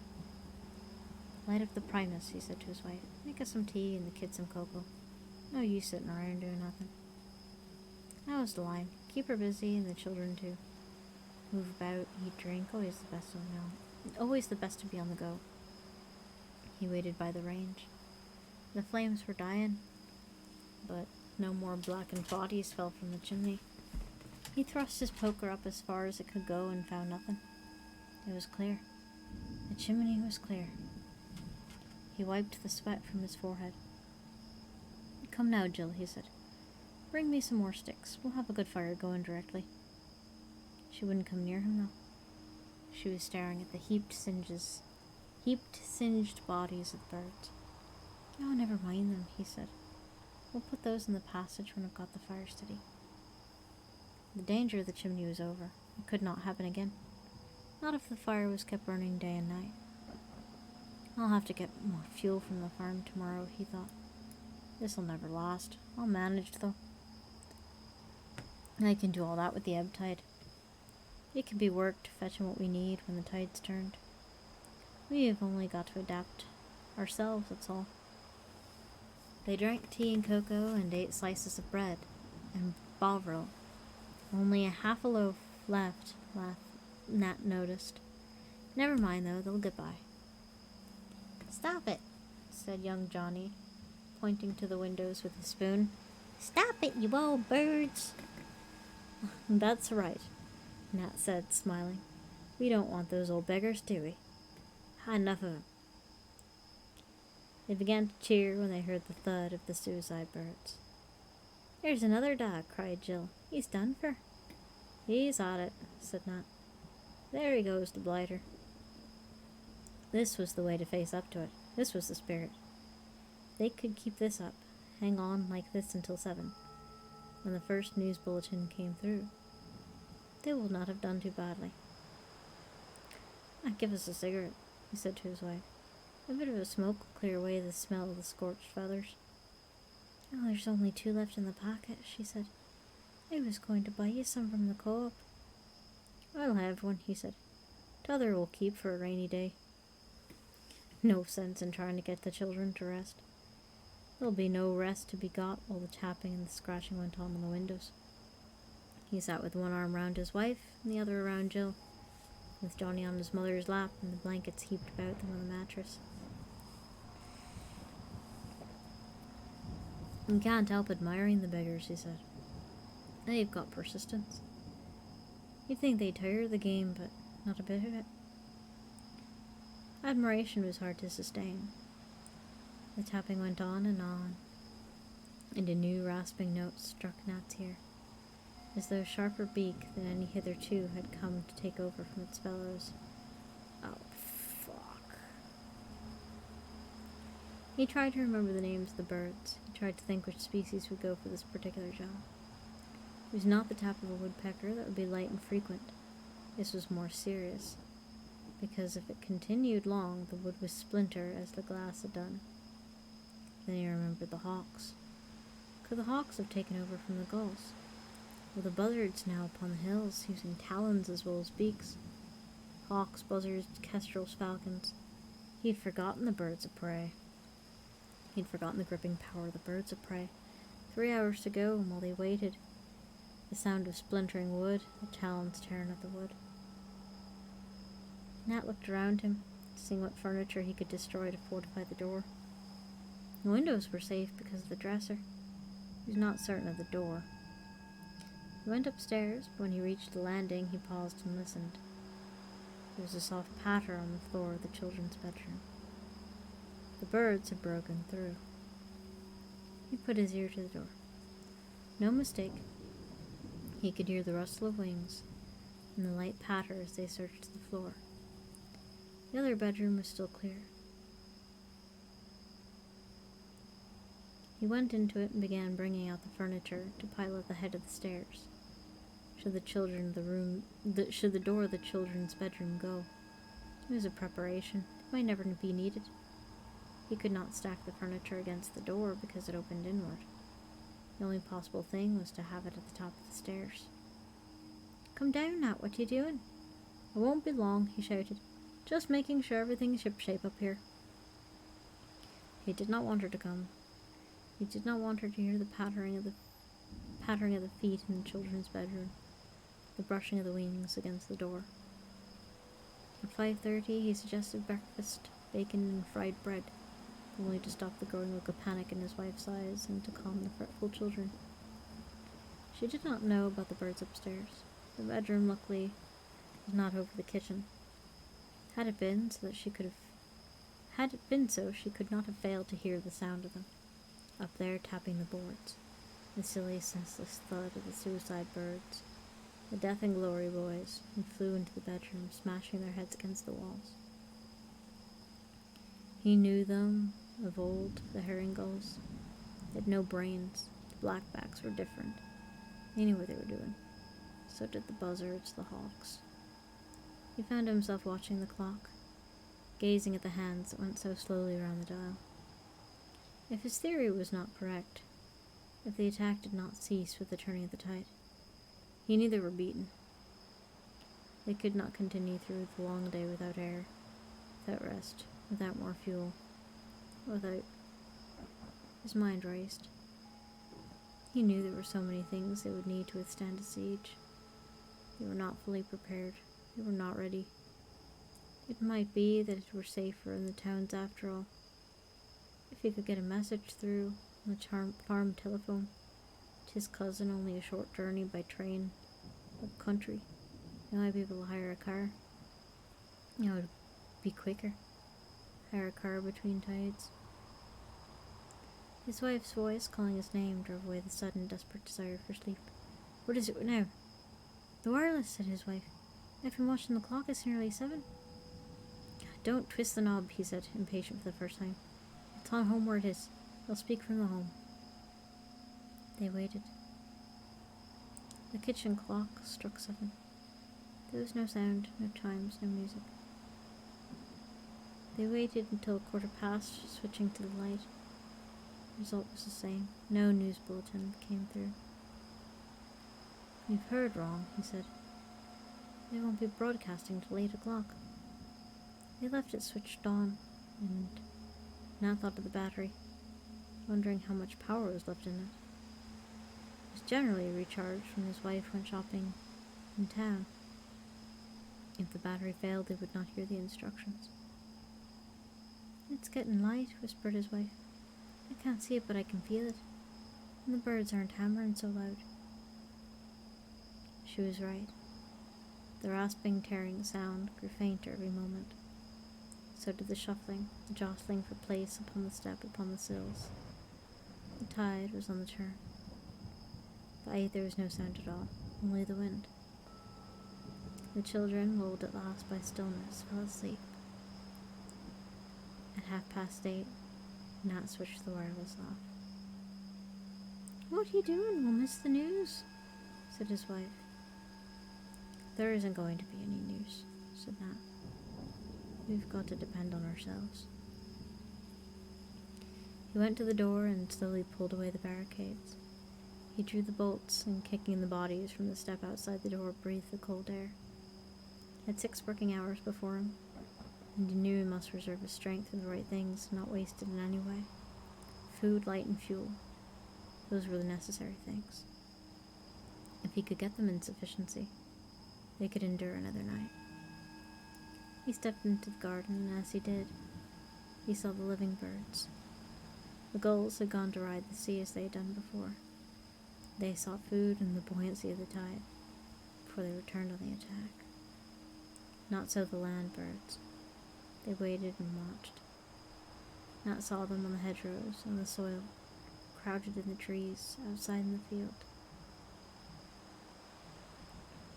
Line upon line of birds, all still, doing nothing.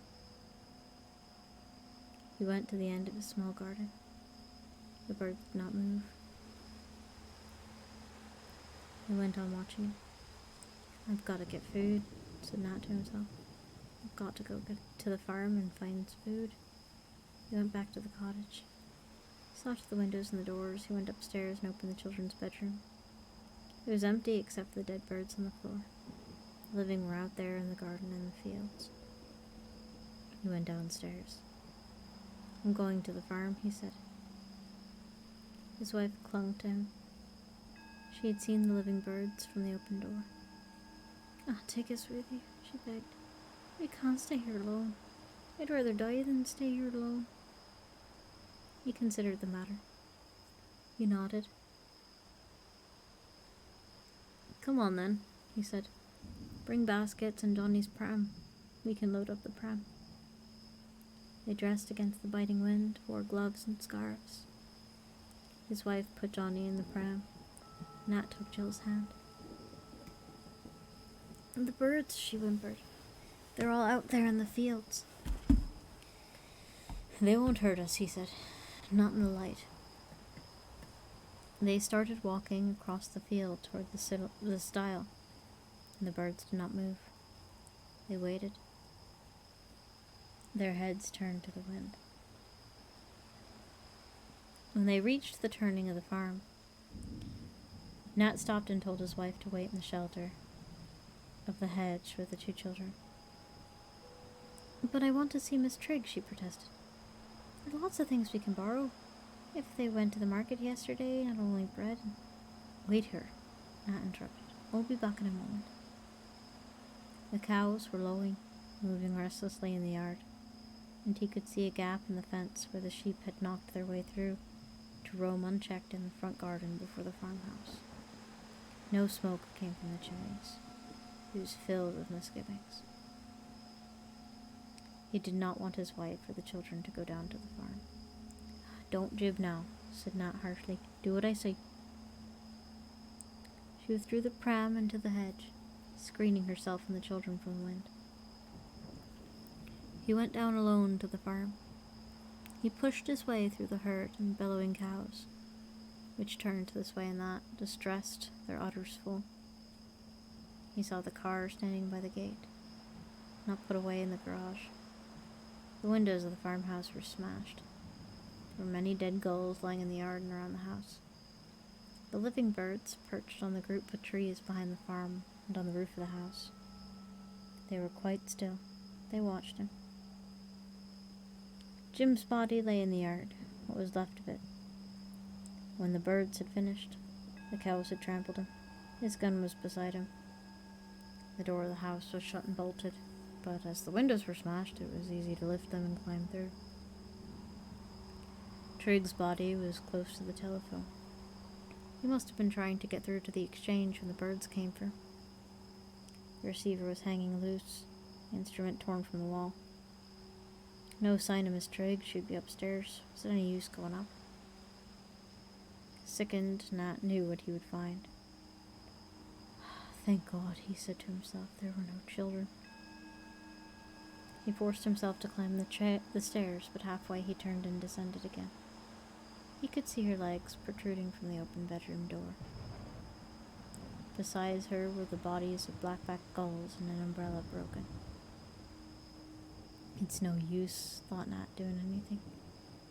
I've only got 5 hours less than that. And Triggs would understand. I must load up with what I can find. He tramped back to his wife and children. I'm going to fill up the car with stuff, he said. I'll put coal in it and paraffin for the primus. We'll take it home and return for a fresh load. What about the Triggs? Asked his wife. They must have gone to friends, he said. Shall I come up and help you then? No, there's a mess down there. Cows and sheep all over the place. Wait, I'll get the car you can sit in it. Clumsily, he backed the car out of the yard and into the lane. His wife and children could not see Jim's body from there. Stay here, he said. Never mind the pram. The pram can be fetched later. I'm going to load the car. Her eyes watched his all the time. He believed she understood, otherwise she would have suggested helping him to find bread and groceries. They made 3 journeys altogether, backwards and forwards, between their cottage and the farm. Before he was satisfied, they had everything they needed. It was surprising once he started thinking how many things were necessary. Almost the most important of all was the planking for the windows. He had to go round searching for timber. He wanted to renew the boards on all the windows of the cottage. Candles, paraffin, nails, tin stuff, the list was endless. Besides that, he milked 3 of the cows. The rest, poor brutes, would have to go on bellowing. On the final journey, he drove the car to the bus stop, got out and went to the telephone box. He waited a few minutes, jangling the receiver. No good, though. The line was dead. He climbed onto a bank and looked over the countryside, but there was no sign of life at all. Nothing in the fields but waiting, watching birds. Some of them slept. He could see the beaks tucked into the feathers. You'd think they'd be feeding, he said to himself, not just standing in that way. Then he remembered. They were gorged with food. They'd eaten their fill during the night. That's why they did not move till this morning. No smoke came from the chimneys of the council houses. He thought of the children who had run across the fields the night before. I should have known, he thought. I ought to have taken them home with me. He lifted his face to the sky. It was colourless and grey. The bare trees on the landscape looked bent and blackened by the east wind. The cold did not affect the living birds waiting out there in the field. This time they ought to get them, said Nat. They're sitting target now. Must be doing this all over the country. Why don't our aircraft take off now and spray them with mustard gas? What are all our chaps doing? They must know. They must see for themselves. Went back to the car and got in the driver's seat. Go quickly past the second gate, whispered his wife. The postman's lying there. I don't want Jill to see. He accelerated. The little Morris bumped and rattled along the lane. The children shrieked with laughter. Up and down, shouted little Johnny. It was 1:45 by the time they reached the cottage. Only an hour to go. Better have cold dinner, said Nat. Hot up something for yourself and the children, some of that soup. I've no time to eat now. I've got to unload all this stuff. He got everything inside the cottage. It could be sorted later. Give them all something to do during the long hours ahead. First, he must see to the windows and the doors. He went around the cottage methodically, testing every window, every door. He climbed onto the roof also and fixed the boards across every chimney, except the kitchen. The cold was so intense he could hardly bear it, but the job had to be done. Now and again he would look up, searching the sky for aircraft. None came. As he worked, he cursed the inefficiency of the authorities. It's always the same, he muttered. They always let us down. Muddle from the start. No plan, no real organization. We don't matter down here, that's what it is. People up country have priority. They're using gas up there, no doubt, and all the aircraft. We've got to wait and take what comes. He paused. His work on the bedroom chimney finished and looked out to sea. Something was moving out there. Something grey and white among the breakers. Good old Navy, he said. They never let us down. They're coming down the channel, they're turning in the bay. He waited, straining his eyes, watering in the wind toward the sea. He was wrong, though. It was not ships. The Navy was not there. The gulls were rising from the sea. The massed flocks in the fields with ruffled feathers rose in formation from the ground, and winged wings soared upward in the sky. The tide had turned again. Nat climbed down the ladder and went inside the kitchen. The family were at dinner. It was a little after 2. He bolted up the door, put up the barricade, and lit the lamp. "It's night time," said little Johnny. His wife had switched on the wireless again, but no sound came off it. "I've been all around the dial," she said. "Foreign stations and that lot. I can't get anything." "Maybe they have the same trouble," he said. "Maybe it's the same right through Europe." She poured out a plateful of the Triggs soup, cut him a large slice of Triggs bread, and spread their dripping upon it. They ate in silence. A piece of dripping ran down young Jimmy's chin and fell onto the table. "Manners, Johnny," said Jill. "You should learn to wipe your mouth." The tapping began at the windows of the door. The rustling, the jostling, the pushing for position on the sills. The first thought of the suicide gulls upon the step. "Won't America do something?" said his wife. "They've always been our allies, haven't they? Surely America will do something." Nat didn't answer. The boards were strong against the windows, and on the chimneys too. The cottage was filled with stores with fuel, all they needed for the next few days. When he'd finished dinner, he'd put the stuff away, stack it neatly, get everything shipshape, handy-like. His wife could help him and the children too.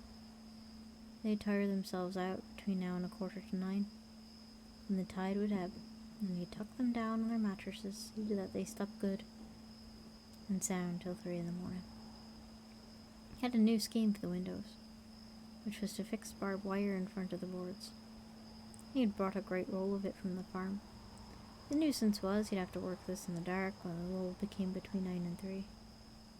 But he had not thought of it before. Still, as long as the wife slept and the kids, that was the main thing. The smaller birds were at the window now. He recognized the light tapping of their beaks, the soft brush of their wings. The hawks ignored the windows. They concentrated their attack upon the door. Nat listened to the tearing sound of splintering wood and wondered how many millions of years of memory were stored in those little brains. Behind the stabbing beaks, the piercing eyes, now giving them this instinct to destroy mankind with all the deft precision of machines. "I'll smoke that last cigarette," he said to his wife. "Stupid of me, it was the one thing I forgot to bring back from the farm." He reached for it, switched on the silent wireless. He threw the empty packet on the fire and watched it burn. "Oh my god, I did it. Holy shit, I'm so fucking tired. This was almost a 4-hour stream. Oh my god."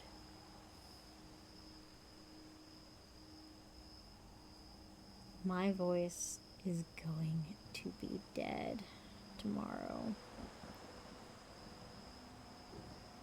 Complete and utterly gone.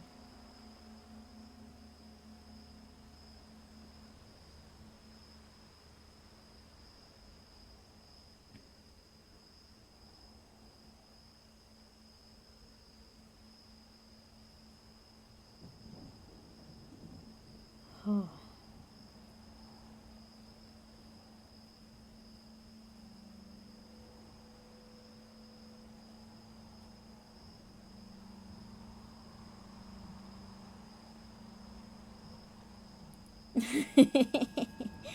No problem, Sassy. That might be where I call it, though. For, obvious reasons. But we will come back with more stories from my books and from what we write next week. Maybe earlier if I decide to shake it up a bit. Also sassy. You have to make me another snack. Aww. I'm never gonna say no to that, but you don't have to. No, I know you really wanted to hear this one, so I made it a priority. But we'll have more spooks as the month goes on. I'll try to find some solid time to have a nice mods night out too. Spooky themed. But good lord, I've got things to attend to. And I am just stuck in this Irish accent. I am just stuck. More water, yeah. In the meantime, though, do not eat or drink any questionable substances. Make smart decisions to not die. Dying is absolutely forbidden. And I will see all. Oh, there it went. I will see all of you wonderful people at a later time. Good night.